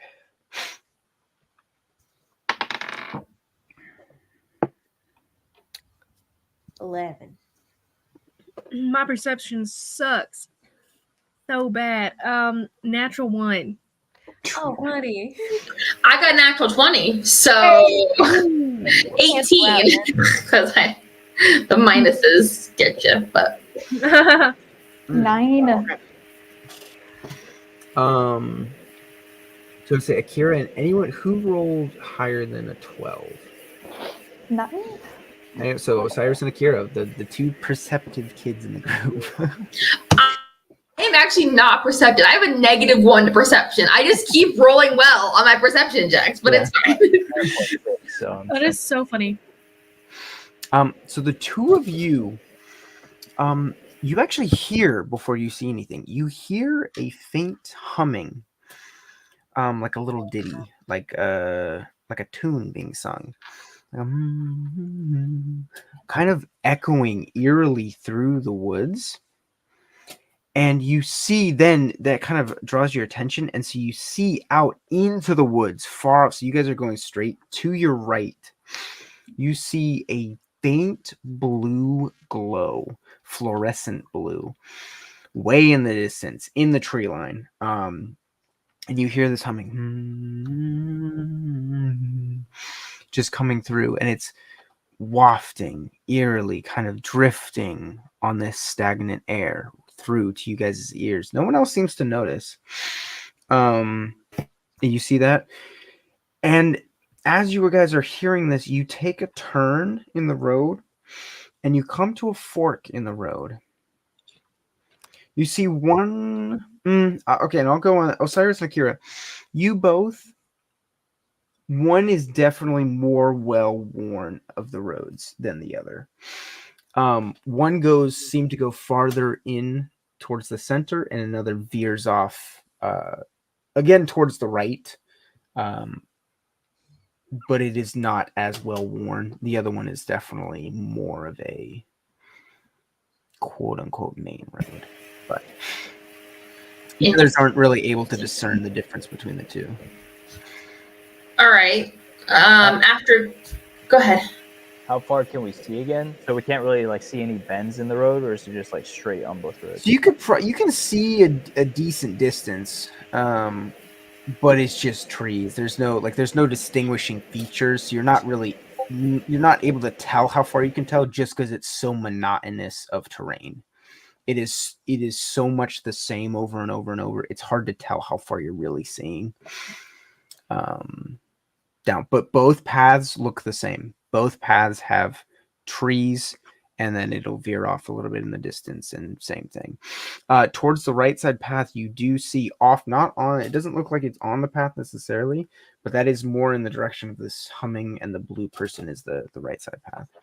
And you do hear the wafting, kind of. So you're saying the humming comes from one path, the blue glow from the other, and the one to the right is more used? You are here in the center. Mm-hmm. The center road goes here, the right path goes here, and the humming and the blue thing is here. Oh, there's 3 paths. No, there's not a path. The blue, whatever it is, does not seem like it is necessarily on this path. This path is closer to the blue. And the one is more used. What the straight one has the most use? Mm-hmm. After checking to see, make sure it's not just Ariella humming something, she's kind of like, do you guys hear that? in the wind? Do Or we hear it? see that blue glow?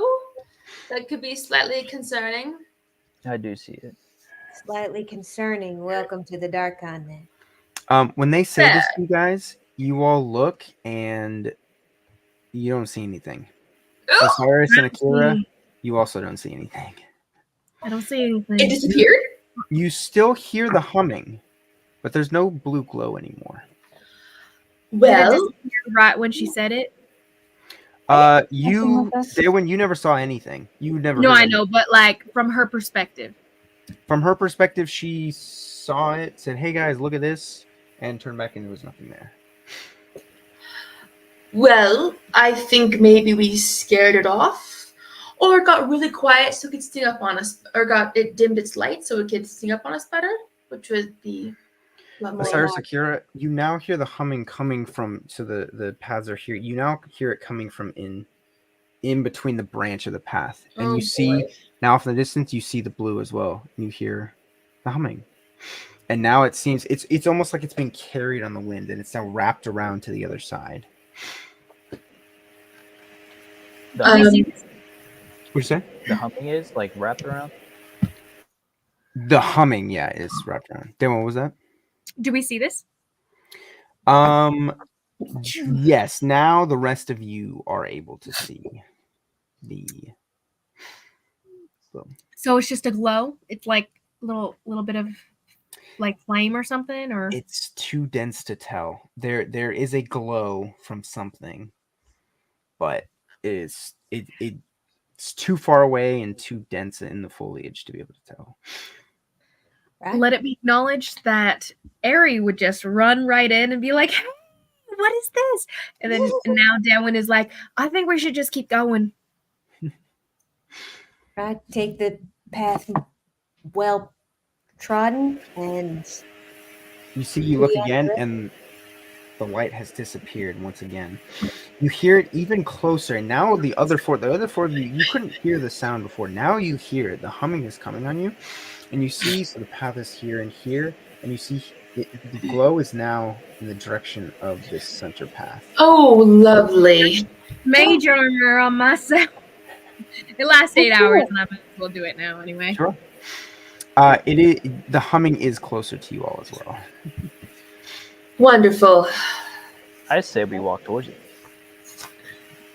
Of course you do.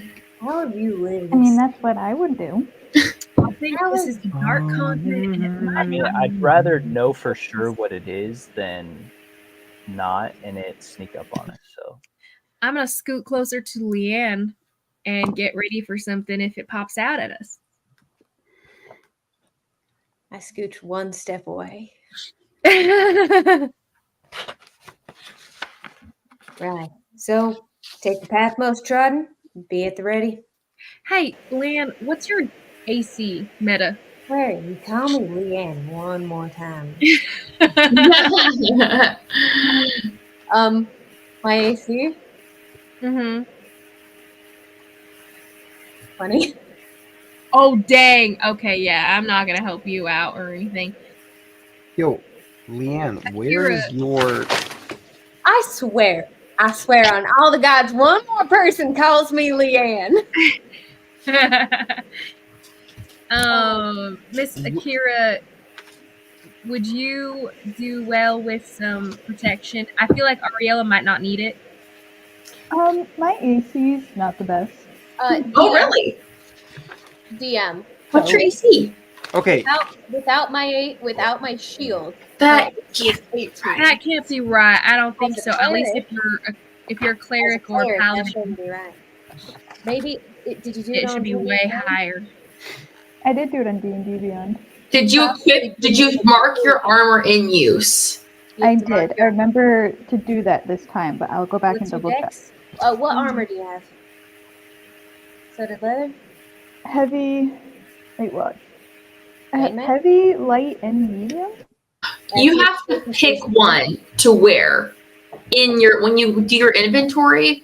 Like you choose, like the starting inventory would have like a heavy armor or a medium armor. I would have known cleric. it was only one, though. I don't think I would have picked I all. believe Look in 3. your inventory for. I'll be back. Right. It's saying set of that you're proficient with all those, so you can wear any of them, and it would be a benefit to you, not a deterrent. Look I can in only your wear like inventory. light armor. It should say some sort of armor in your inventory. I believe You have chainmail, Rachel. Yeah, chainmail should give you like base 13, I think. Yeah, 13 plus 13 Plus your dex? I don't know.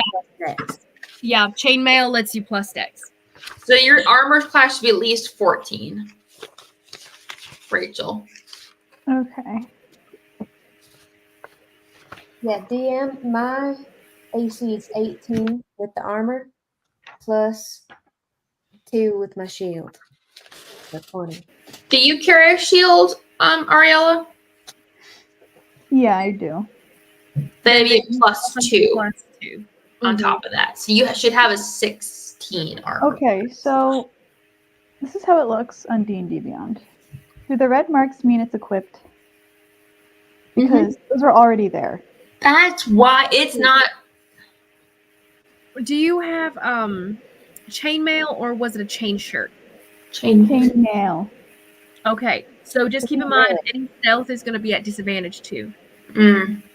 That's weird. So when you go to the next, it's marked as equipped. When you go to your next, like to your viewing it page, it says 11. That's not right. It should be, unless your dex is in the negative. It's not. Her dex is plus 1. Nothing. It's just cute that we're obviously talking out of character and you still just got the Southern accent going on. It's cracking me up.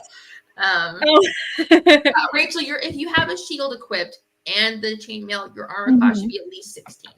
So Yes. I don't know. I don't know why. Being funky. I don't know why. It hates you apparently. But chainmail actually gives you base 16. Oh, plus 2, you're actually 18. So plus for chainmail, if it was a chain shirt, then it would have been 13 plus dex, and then you would have not had disadvantage on stuff. But you do have disadvantage on stuff, and you're allow her dexterity bonuses from her dexterity, or not? It does. I don't think it takes it away. At least, but only certain armors allow you bonuses for her dexterity. I think there are only certain ones. Armor. I believe chainmail has a max of plus 2, is what it is. Is that what it is? Yeah, I want to say that. But... So your armor class is 19 at this point, Rachel. It's so weird. That is really weird. I think D&D Beyond hates you a little bit. Double checked.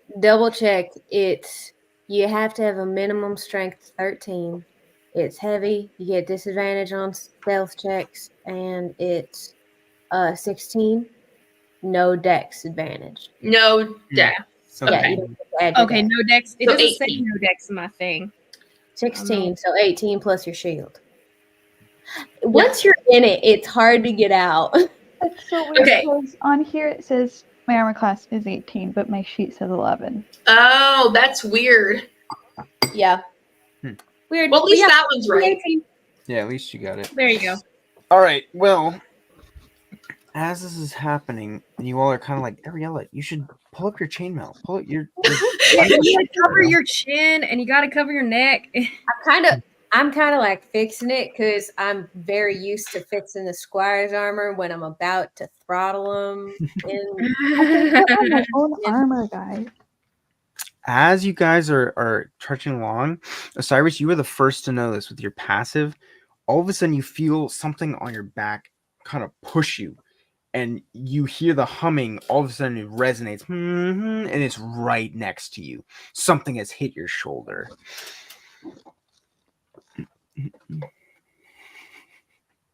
If you it keeps coming through, you see all of a sudden there is something wooden, a box, a cart. Something is being pushed past you, and you look and you see a man, an elderly gentleman, pushing a cart, and he has a faint blue glow. He almost looks kind of opaque. Or do you mean translucent? No, translucent, the opposite of opaque. Can I jump onto the cart as it is riding past me? Jump on. Okay, give me a acrobatics check. Oh shoot, this isn't that good. Oh. 8. 8. Okay, I would say he's not trying to dodge out of the way or anything. You jump on there, and he kind of startles and looks up and goes, "Oh, didn't even see you there." And he keeps pushing, and you're moving. He has no issue moving you with the cart. You are standing on the cart. Do I see this? Now everyone at this point has seen it. Yes, Osiris was just the first. Right. All right. Cool. Sorry. And he's pushing along. Yes, Osiris. Is he pushing it, or is it being like pushed by horses or what? He's pushing the cart. It's like a Poe's dad's little thing he brings with the dumpling cart or whatever. It's like one of those carts. Oh. Okay. It's not like a giant horse carriage. It's like what all is in the cart? Is it dumplings? Little doodads and bits and bops. Like he has a lot of stuff you don't actually recognize, but he also has like little, looks to be a bobber for a fishing pole. He has some hanging meat on the side that looks like it was smoked. He has like some net and other trinkets. Like he has little metal artifact like creatures. He's got like a little like a doll shrine doll. And he's pushing you along, and like I said, he's you are moving you on the cart. Is he's not on the path, or is he on the path? He is now on the path. He has run into Osiris and now taking Osiris with him up the main path toward the direction you guys were heading. Right. Okay, we'll go along. Sir, you heading to the village? Oh, I didn't see you there. How you doing, sir? My name's Leandre. Oh, Leandre. Are you heading to the village? The village. Oh, I did have a village. Galen, he seems to know as much as you do. Do you live around here, sir? What you doing? What are you up to? Do I live here? Do I live here? Yes. No. Does he seem to be under any magical effects? Give me an Arcana check. Ooh. 15. 15. Okay. Maybe. You think maybe. Maybe not necessarily right now, but maybe previously. Like maybe something else happened. And it has a lasting effect, possibly. Hey, mister, how do we ask this? Have you come into contact with anything magical? Or are you high out of your mind? Am I hiding? Hiding a what? You said high out of your mind. High out of mind. If you don't live here, you see, he registers and he repeats exactly what you said maybe 3 times, and then he starts humming and starts walking again with his cart. I relay what I could ascertain Arcana-wise to everyone. Right. So we should help him, right? Maybe make sure he can get to the village. Oh, that reminds me. And he turns around as he's gotten past your group, and he's. Have you seen? Oh, what was her name? Have you seen Jasmine? Seen Jasmine. Is Jasmine a person? I think I'm looking for Jasmine. Or are we talking about like Jasmine, the scent? Tea? Or he said seen, so I'm guessing not the smell. Maybe it's the tea. I don't know. I just know I'm looking for it. What's your name? Oh, My name. I don't know what my name is. Yeah, that's what I thought. How would you like to come with us to your village? Maybe we can see about getting you a meal and maybe seeing about getting you some rest. Oh, the Right? village. No, not the village. The village. I think the village is bad. Well, we know the village is bad. We're here to fix it. No, you can't fix that. The village is bad. Heading toward the village, sir. What was that, honey? Aren't you Oh, heading toward sorry, the village? you're village? What village? The bad one. Oh, it's a bad. I didn't know there was a bad village here. I mean, all I see are trees around here. Guys. Akira just starts humming the tune back to him and just like seeing that really like triggers anything for him, like trying to like see like what about that resonates with him. If we're same tune, right, over and over again. So yeah, it sounds like a song that he's kind of stuck on one little. Yeah, okay. Back to him. Okay. Yeah, and you hum it, and he kind of stares off into space, and he kind of like bobs with you while you do it, and as soon as you start the humming, and he goes and he gets on his cart and he starts walking again up towards straight up the path. Yeah, Osiris. Was he just like a person glowing blue, or is it just like a blue? He looks like the at the end of Star Wars. Oh, okay. Yoda. He looks like see-through glowing blue, like a hologram almost, like a spirit, not like an actual person, just glowing. Yeah, like a hologram. Right. Does anyone here know much about spirits? Is this what this is? Seems to be what it looks like. It looks like a glowy blue man. Mm-hmm. I don't recognize what really that implies. Osiris, he is taking you with him as he now is humming and sitting down in the cart. What'd you say? Sitting down in the cart. Okay, he's still moving. Are you sure that's a good idea, Osiris? Why not? This place is full of death. You have a point. as he's slowly dragged away on this cart.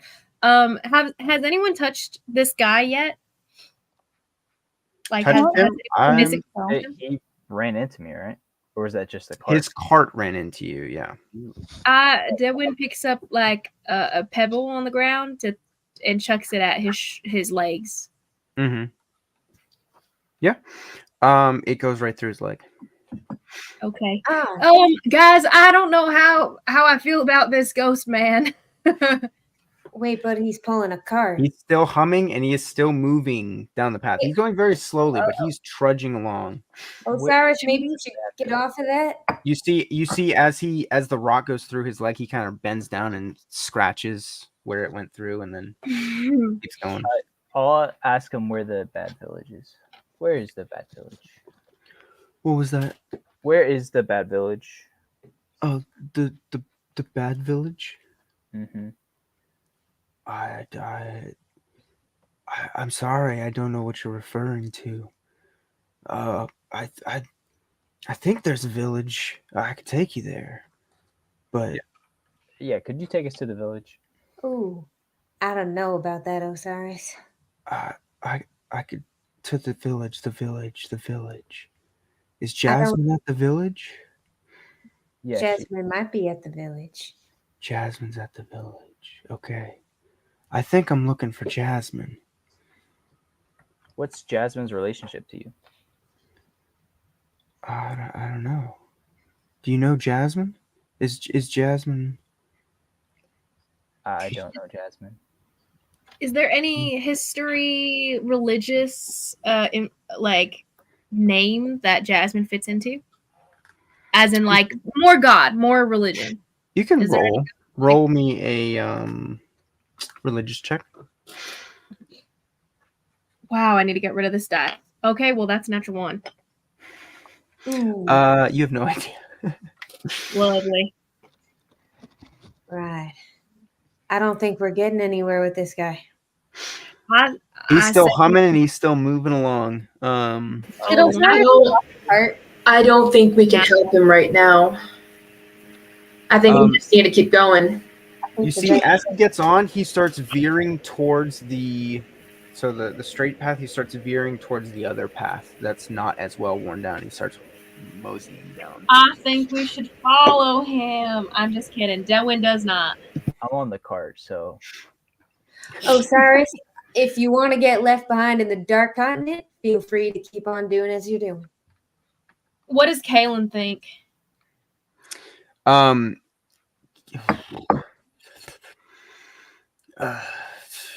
mean, he seems to have lost his mind. I mean, I'm sure spirits roam this place, but I don't know.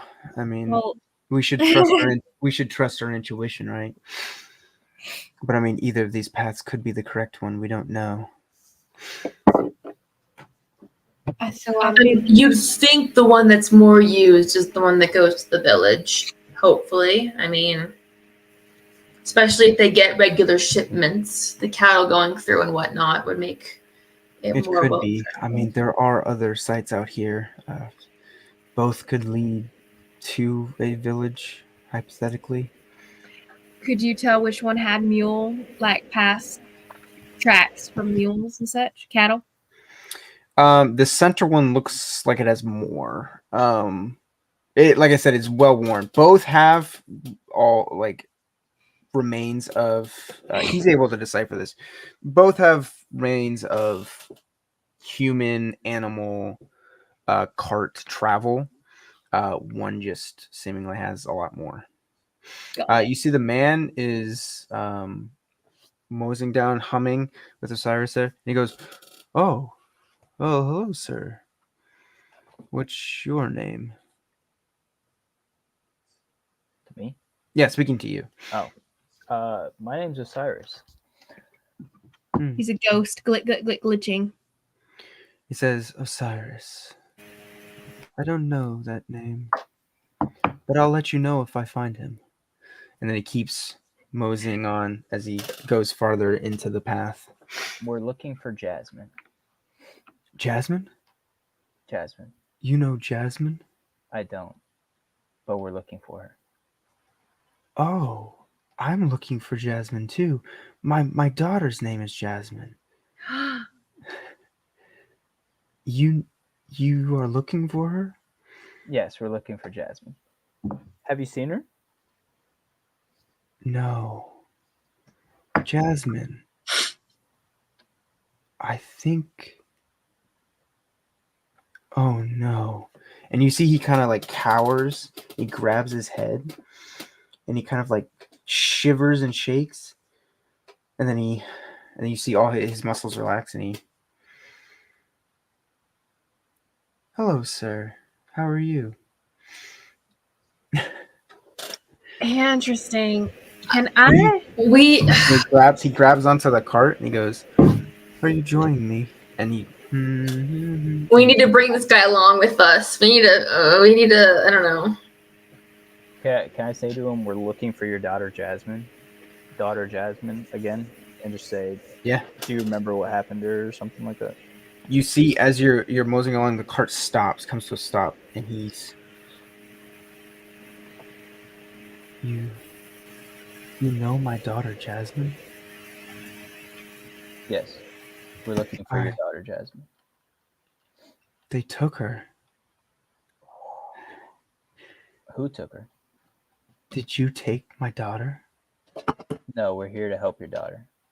You took my daughter Jasmine. And you see, he kind of so he's been hunched over his cart before, and he straightens up and disappears. And the humming does not. The humming still lofts in the air. You see, Osiris, the cart begins to move again with you still on it and no blue man going. Okay. The humming is still in the air. I'm thinking maybe we should move along here, Osiris. Okay. What all is in the cart again? Bits and bobs. It is a bunch of just random stuff. Can you If you're pick trying to them look for something to grab yourself, you see a couple like vials of maybe stuff, but it's mainly it's just random crap. Yeah, I'll pick up the vials. Okay. You said there's like a fishing thing in there? There's like a little bob that you put on a fishing pole to like hold the thing up on the water. I'll take that. Okay. There's nets and there's like little metal statuettes kind of. Take a net. Yeah, I'll take a net and a statuette. But can I tell what the statuettes are? They look like just like animals and little creatures. They're not. It doesn't look like a god or anything, or like a specific person necessarily. They look like something. Yeah, little trinkets basically. Yeah. Okay. All right. Yeah, I'll take the net then as well, and then I will backflip out of the cart. Okay.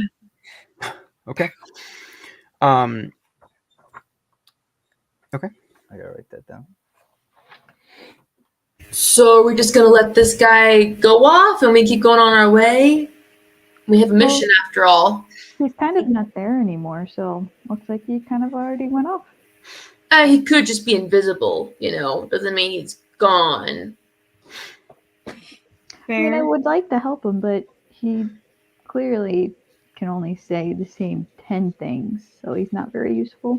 I am slightly concerned about the fact that he thinks that you took his daughter for some reason, Osiris. I think it'd be a little crazy. I think it's less that he thinks Osiris took her and just that anyone who said her name might have. As you all are talking, all of a sudden he reappears off the path to the side and walks into the clearing. Hasn't seen you guys, and I lost you. And he walks to his cart and picks it and keeps on his way. Keeps humming. All right then. I guess we can follow this guy or we can keep going, but I'm feeling like the village we're coming to might not be all there anymore. Okay, he's going towards the same direction we were, right? He is now getting farther and farther away. So if I think he's going a different direction now. Dathan said he's going down the other path. He's going down the less beaten down path. Yeah. We don't know where we're going, honestly. I'd say you have two options. Let's keep on keeping on the worn path. That's I want to follow the Warren guy Pet. uphill. Whatever y'all think is best. I'm thinking if we follow the worn path, we'll probably go straight into some sort of battle situation, probably. Some whole thing. But I'd like to find out if the village lies at the end first. And we can come follow this after, in theory. Sure, let's keep going on this path. We've already decided on this path, so I say we keep going. Unless, Osiris, you're forgetting about the money promised for finishing this job. Does the money outweigh your curiosity? Unless this guy has an obvious plot hook that Nathan wants us to follow and we're just ignoring it. If you want us to follow Nathan, we will. No, you have two options. Pick what you would like to do. I think Osiris thinks following him would lead us to where we want to go. Following He just said he didn't want. You also could wait for the cattle. You could wait for a little bit and see which direction they take as well. You don't know how far either of these paths go down the line. I think Osiris also, it's a village on the interior, so I don't think a lot of people are going to be traveling to that. So I feel like the path with the less traveled, whatever would be the path to it. But the more traveled one was going towards the interior. Right, but we can't see where. So the one to the right could like go and then branch off into the middle or something like that. I don't know, but true. All right, let's just take a vote. Who wants to keep going the straight path? I'm good to just follow the straight path just to see where it leads. Who wants to diverge off to the I'm honestly good with either or. If you vote. Yeah. If y'all want to go straight, I'm not gonna. I'm also kind of good with either, but I think the straight I'm path. good with I am good with either. I'm just wondering if we'll Yeah. like go directly into a thing and we don't get the lore and theory if we hit the village. Or he could just be a random ghost and not have anything to do with the village. And he could be from many years ago. True. And he could be leading us somewhere we shouldn't be going. Maybe that's how a lot of people end up going missing. But that's the adventure. I have a feeling that he's a part of the island in more ways than one. Yeah, I'm not gonna split off apart, but I do make it known I want to follow the guy. Okay. So you guys are going down the main path. Maybe we can follow. Maybe we can follow ghosts after we complete the mission. Maybe it's the ghost we met along the way. He might just reappear again. He might be following us. Question: do we get his name or no? He didn't seem to remember it. Yeah. You didn't get much information from him. Okay. We did ask for his name. You got a name from him. You know what Ari would have done? She would have said, "I took your daughter Jasmine," and then that would have started a whole other train of a boss fight. It would have been, yeah. I think Ari would have been like, well, Jasmine's here with me, actually. And then probably would have said Ariella was Jasmine. Right. We're heading down the beaten path. Okay. Yeah. So you continue down your way. As you do, the humming slowly fades. The faint blue aura slowly dims and you can't see it anymore. Whoever is leading, if you would like to give me a survival check. Osiris want to take advantage from me helping you? All right. No. There we go. Leanne, how's your map coming along? It was survival. Is that what you said? Mm-hmm. I'm making notes, and I swear. 16? Yeah. Okay. I mean, it is a path, so it's kind of hard to veer off, but you're doing a good job of, if there's ever anything that, like an animal or anything, you're veering people, keeping the group controlled together, everything like that. As you progress along, survival. You and only you notice off to the distance, again off the path, you see what looks to be like a fire. It's on the ground. It is quite a ways into the interior. Not quite a ways, but it is definitely off the path. And you hear voices, chit-chat. Like screaming or just talking? No, just like low murmured conversation. You also, everyone give me a perception check. Maybe this dice will do me better. It did. 21. 15. 13. 3. Dang. Okay. They're balancing out. So the 15, who are the 15s? The 15 and then 13, Dehwin, you said? Mm-hmm. So Dehwin and Akira, you see in the sky, it's hard to see because there's so much foliage, but you're just perceptive enough to see. It looks almost like the sky is like unzippered and opened in half, and a gaping hole is out there, and you see purple and blue swirls, and you see like lightning and a giant storm, and you see just like a flood of what looks like maybe ash, some black stuff just fall out of it. I whack Leanne pointing up. Like, look. Leanne, it's hard to see. It's hard to tell through the trees. you can make out some kind of like, it almost looks like, you don't know. You can't quite tell. But something's happening above the foliage. I swear you got a DM calling me that. It's been my plan this whole time. What is so this is like above the fire, or the fire is separate? Like what? No, the fire is deep as it. This is in the sky. Right. The sky has, Go ahead. yeah, the sky has ripped open and there's something flooding out, but it is way it falling like through it's the in tree? the sky. No, it seems far away. It's like a you don't Can know. anyone climb up these trees? Can I tell what it is? Like I describe what I'm seeing. So Osiris, you see this as well. You're able to see. You're not able to make out. It looks like dust or flakes of something. It doesn't have any distinct shape. Osiris, you're able to see into the woods, and you're able to see that it fire. looks like this is a campfire, or like a bonfire of some sort. I'll tell them what all I see. Okay, Like, all right. and all that, and the dust. Like it looks like a dust. Mm-hmm. You also see back behind you. You see a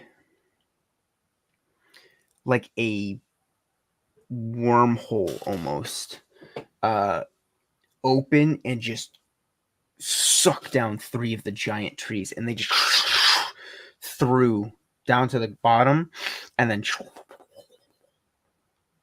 Did we feel the wind brush against us of that pressure? You guys would have heard it, but none of you would have been attentive enough to see this. So you would have heard some crashing in the trees, and the freaking sky has been torn open up here. So I'll tell them about the black hole as well. Mm-hmm. Wait, what? There's a black hole, guys. Swallow trees. You also Osiris at. I'm sorry. Okay, a little retroactively. So I'll take off this. When you would have gotten into the like a little ways into the main path, you got along.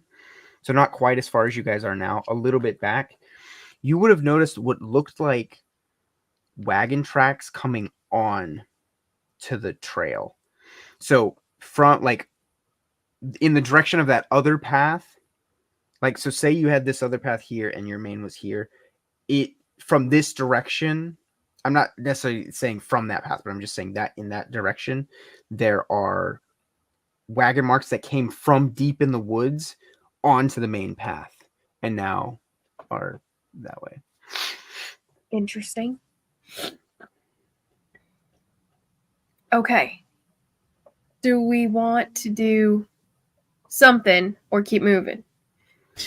If there's a campfire, should we go see if there's someone at the campfire and see if they know what the heck is going on? I do hear voices. This is wild. I don't know if that's the best idea. I feel like this kind of place is kind of place that plays tricks on your mind. Probably. I'm wondering about that sky, if that's real or not. You heard voices. Should we go toward the voices or away? The bonfire, is it in the trees? Off the path? It's very much off the path. Okay. Maybe this is a whole thing to get us to go off the path then. I'm thinking maybe, Dehwin, you're usually pretty useless, but every once in a while, you're pretty hopeless in a lot of things, most things, actually. But every so often, and usually by accident, you kind of say something useful. Thanks for the very backhanded compliment, Leanne.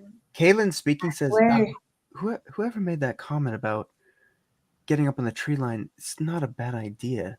We definitely would be able to see how far we have to go and the area around us. Dehwin leans toward him. You seem like you could climb a tree real well, real fine. You want to go up there and take a look-see-loo? I mean, I definitely can. I mean, I would, but full plate. Okay. Yeah, you're the best one, probably, Mr. Bow and Arrow Man. Okay. Is that a good idea with the trees being swallowed up in black holes, though? It'll be fine. That would be fine. It's the Dark Continent. The ground is dangerous. The trees are dangerous. The air is dangerous. Pretty much everything here is probably Okay. kill you. So he is going to. It's going to take him a little while. Well, he these does trees that. are massive. Oh, but he rolls Fire. extremely well, Hey. and he will be scurrying, absolutely flurry of leg kicks into the ground to traverse the. Yes, Osiris. How far away is like the campfire?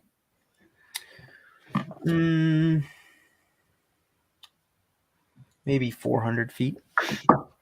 If you want, we can wait 10 minutes and I can make an invisible person and go and look at it. And Would that satisfy your curiosity? I'm down. okay. Kaylin is traversing the tree. As you guys are discussing, he's about halfway up. So I don't lose Be my- careful up there. Are you yelling this as loud as you can? Not super, super loud, but loud enough for him to hear. Okay. And okay, and Haven't been traveling stealthily necessarily. Okay, he's rolling very well for this. So he traverses. He gets all the way to the top of the tree. Ooh, but his perception was quite poor. Do you see anything? I'm gonna shout out up to him and say, "You're already up there. You might as well make some real good use of it." And I'm gonna give Bark inspiration for his roll. Ooh. Is that inspiration? Do you have a range on that, or?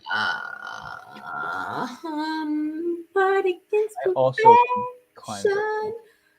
60 feet? Is he more than 60 feet in the air? Absolutely. Well, I will give you. You could give it to him going up. I would say. okay, thanks. And so that gives him. Is that a D6 or is that a D8? Yeah. Ooh, Miss Bard. Okay. And All right, so he traverses back down after he's done it. So we got a okay.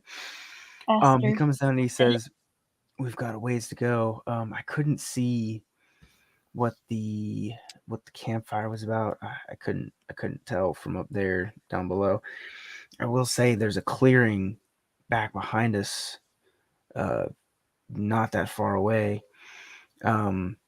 And I saw that blue thing again in that direction. Our clearing, I think I could tell, but I'm not sure. It's a little ways though. We have quite a ways to go. Quite a ways is in a day, or quite a ways is in a week? No, quite a ways is in a few hours, several hours. Like to judge the distance back to the fork would be 30 minutes. To the other clearing he saw would be an hour. To our clearing, or to the big clearing, what he thinks is the clearing up ahead, would be maybe 3 or 4. Follow through into this road. Lease. Did you see the sky being torn apart up there? I did. I mean, it had mainly cleared up by the time I got up there, so I didn't see any of the remnant. So I'm not sure what it was, but all right then. Were you asking about what was falling from the sky? Yeah. by Well, the time he had gotten up there, it had cleared up. interesting. All right, but the sky's still open. Mhm. Wild. Right. All right, let's just make it to this village. Oh, sorry. Are you saying from the split open? No, it is conformed. Oh. Back. Well, Regular let's just sky. try to make it to this village so we can get some information, hopefully, from somebody who can string together a full sentence at a time. Well, are we checking out the fire? Bonfire. You're- I could do Maybe not. Someone We could sneak around and try to. I don't think we all should necessarily go as a group because that's just I going to can draw a go. lot of attention. My stealth is pretty good. Cyrus just wants to explore everything. I know. Okay, go ahead, Osiris. We'll reel you back in if need be. A true quick about it. BG3 player. Oh, true. What?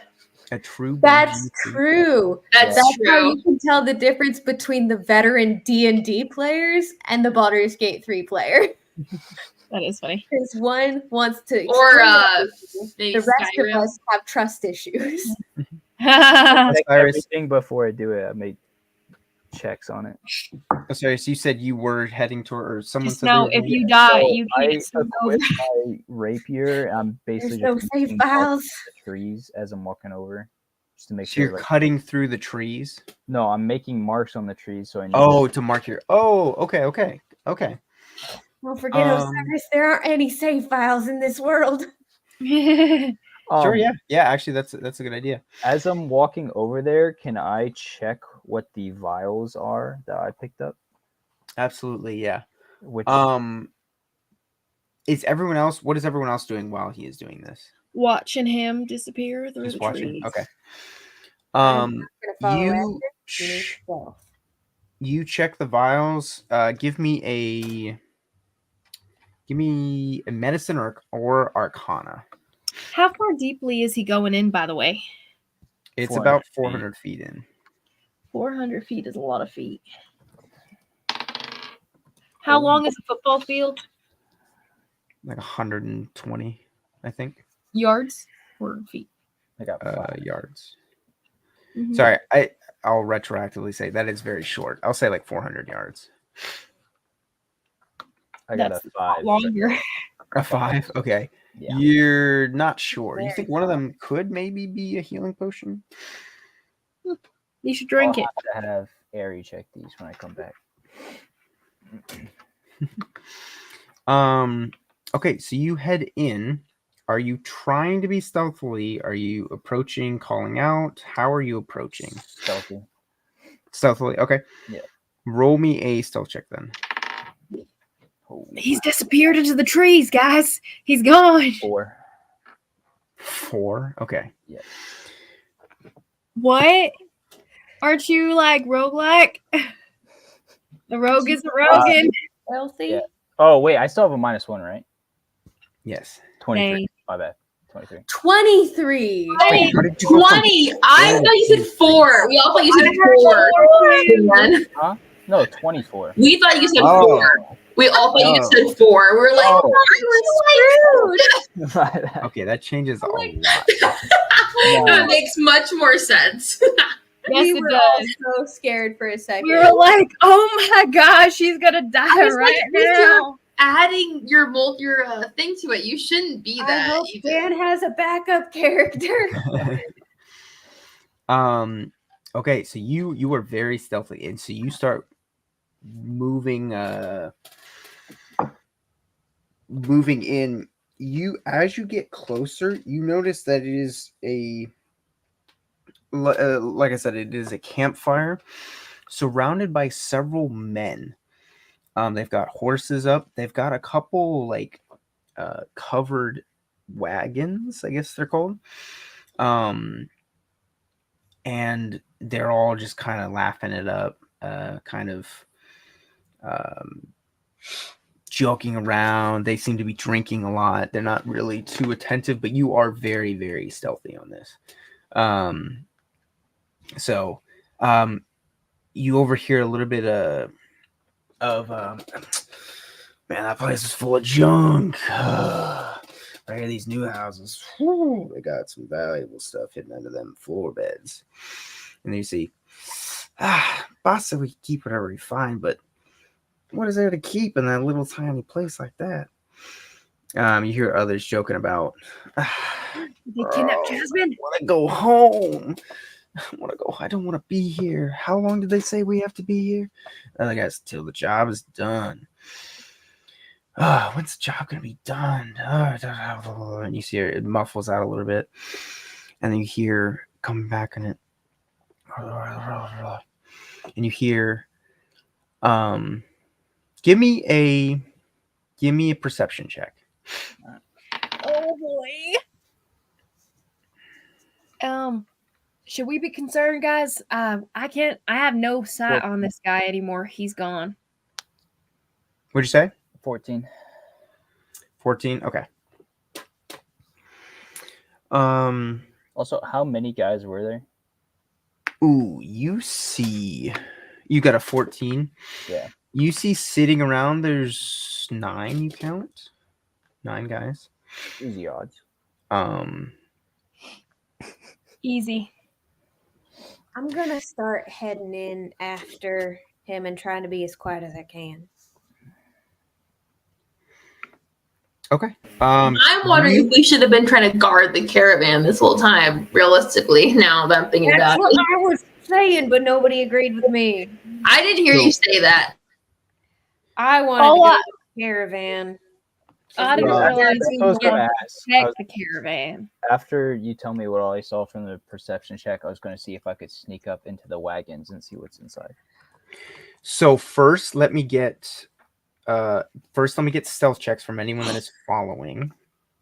If Leandre's going in, I guess Dehwin's gonna go in too. But I don't know if we should though. Yeah, Dehwin will follow in after. Okay, so anyone or everyone, please give me. Ariel, are you and I gonna go follow them? Or I feel like that's kind of stupid, but you know, we can. She would have been okay with following them. 16. We're gonna be like 30 feet behind everybody else, though. Like, Just watching. I was also gonna be Going keeping or my slow? distance.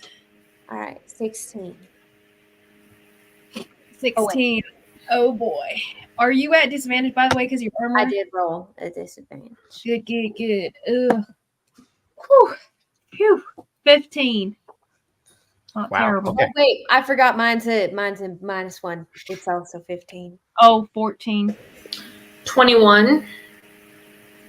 Okay. This is stealth, right? Wow. Okay. Yeah. Oh boy. Ariella, you're at disadvantage. So you're all very stealth.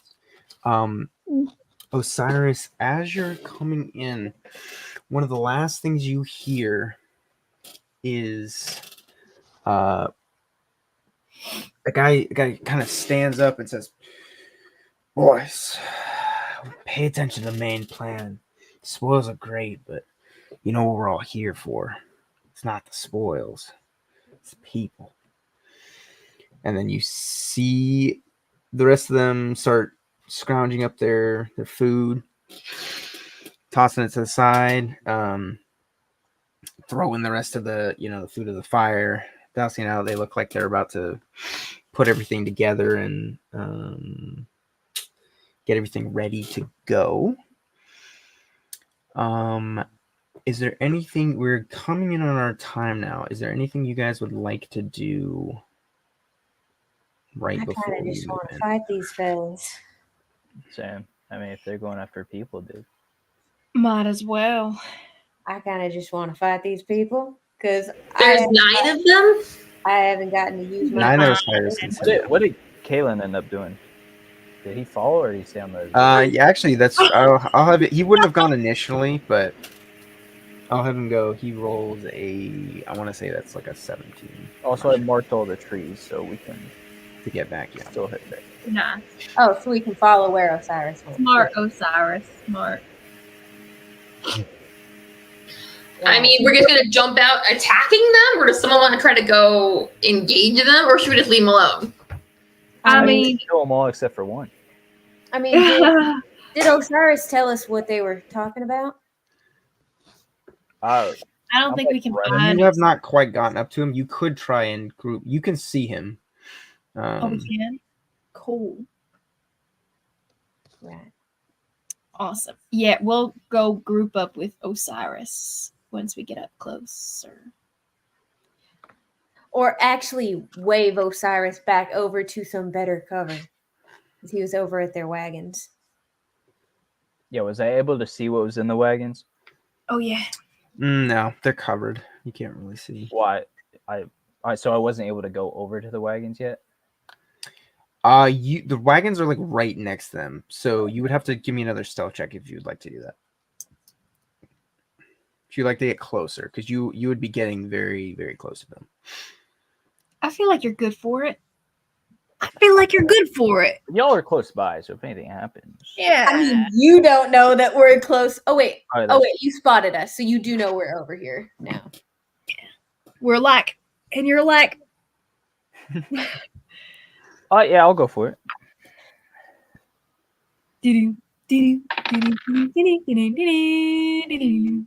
16. 16. Okay. All right. Okay. Oh boy. You head towards the caravan. You're looking over at them. You don't think any of them see you. Don't be. Would you like to check in the wagon? Yes. It's gonna be dead bodies, isn't it? Okay. Oh no. So you open the flap of the tent, and as you open it, an arm just flops out. You see in there several.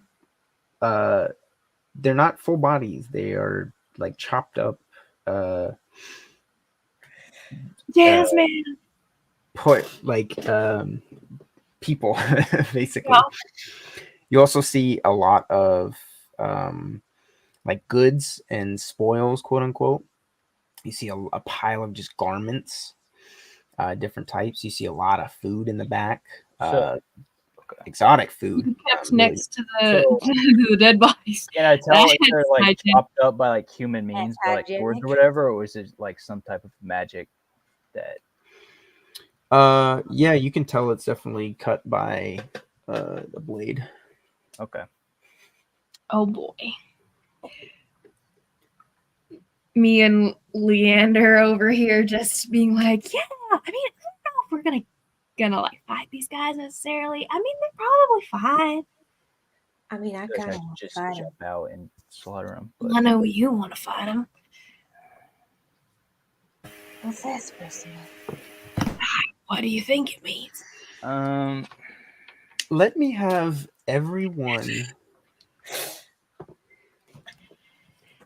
Oh boy! Oh boy! Oh boy! I hate these guys. Let's kill them. But Dehwin also just wants to run.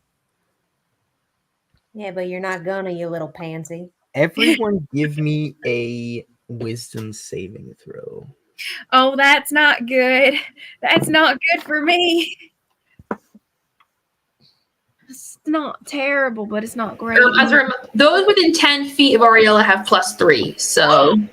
Oh, hey, that's good. Ariella got closer I'm to not- us. We are pretty far back, so it's up to you guys if you're gonna We be. did clarify that they were pretty far back. I mean, we were trying to stick closer together as a group. I'm I definitely think not we in were that. up ahead, to be honest. Huh? I'm definitely not in that 10 feet Yeah. Oh, yeah, area. a 30. But I think I think Leanne and I are up closer because we were waving at Osiris to come. Like Osiris was able to see us and stuff. Yeah, that's a good point. Yeah, probably not. Dang. But I got a 12. Are we minusing from this too? 14. Oh wait, Every yeah. roll, yep. This exhaustion. Yeah. Oh, freaking what? A freaking 11. I thought the first level exhaustion only affected ability scores or like The new one is a skills. plus. Every It's a D20 -1 on roll. This Instead is of for everything. disadvantage. It's new exhaustion or something. Interesting. It's the 5.5. Yeah. Okay. 15. So 12, 15. What were the others? 24. 14. Okay. As you guys are making these wisdom saves, you guys all watch as Osiris opens up the tent. You can't really, or the flap. You can't really see And he screams. what he is seeing. You don't have the angle on that. You can't see his face either to see his reaction. But all of a sudden, Ariella, at the last second, too late to react, you see a raven drop on top of the cart where Osiris is at, and caw! And you see all the men shift their gaze right towards Osiris and draw their blades. Who are you, buddy? And with that, we will end. Curse of the Raven. Woo! Start with combat. Start with combat. Woo! Everybody read up on your character sheets for next week. We're going into a fight, y'all. Let's go. Are you playing this campaign next week? Better than I mine. thought we were doing this. For next session. We could. Okay, I said not 2 weeks in a row because I wanted to prepare. We got into nothing of what I was about to say, we barely did anything this session. we could most definitely play next week if we wanted to. For mine, I'd be down. Do we want to end the live? Sure. Live. Bum, bum, bum, bum. End the live.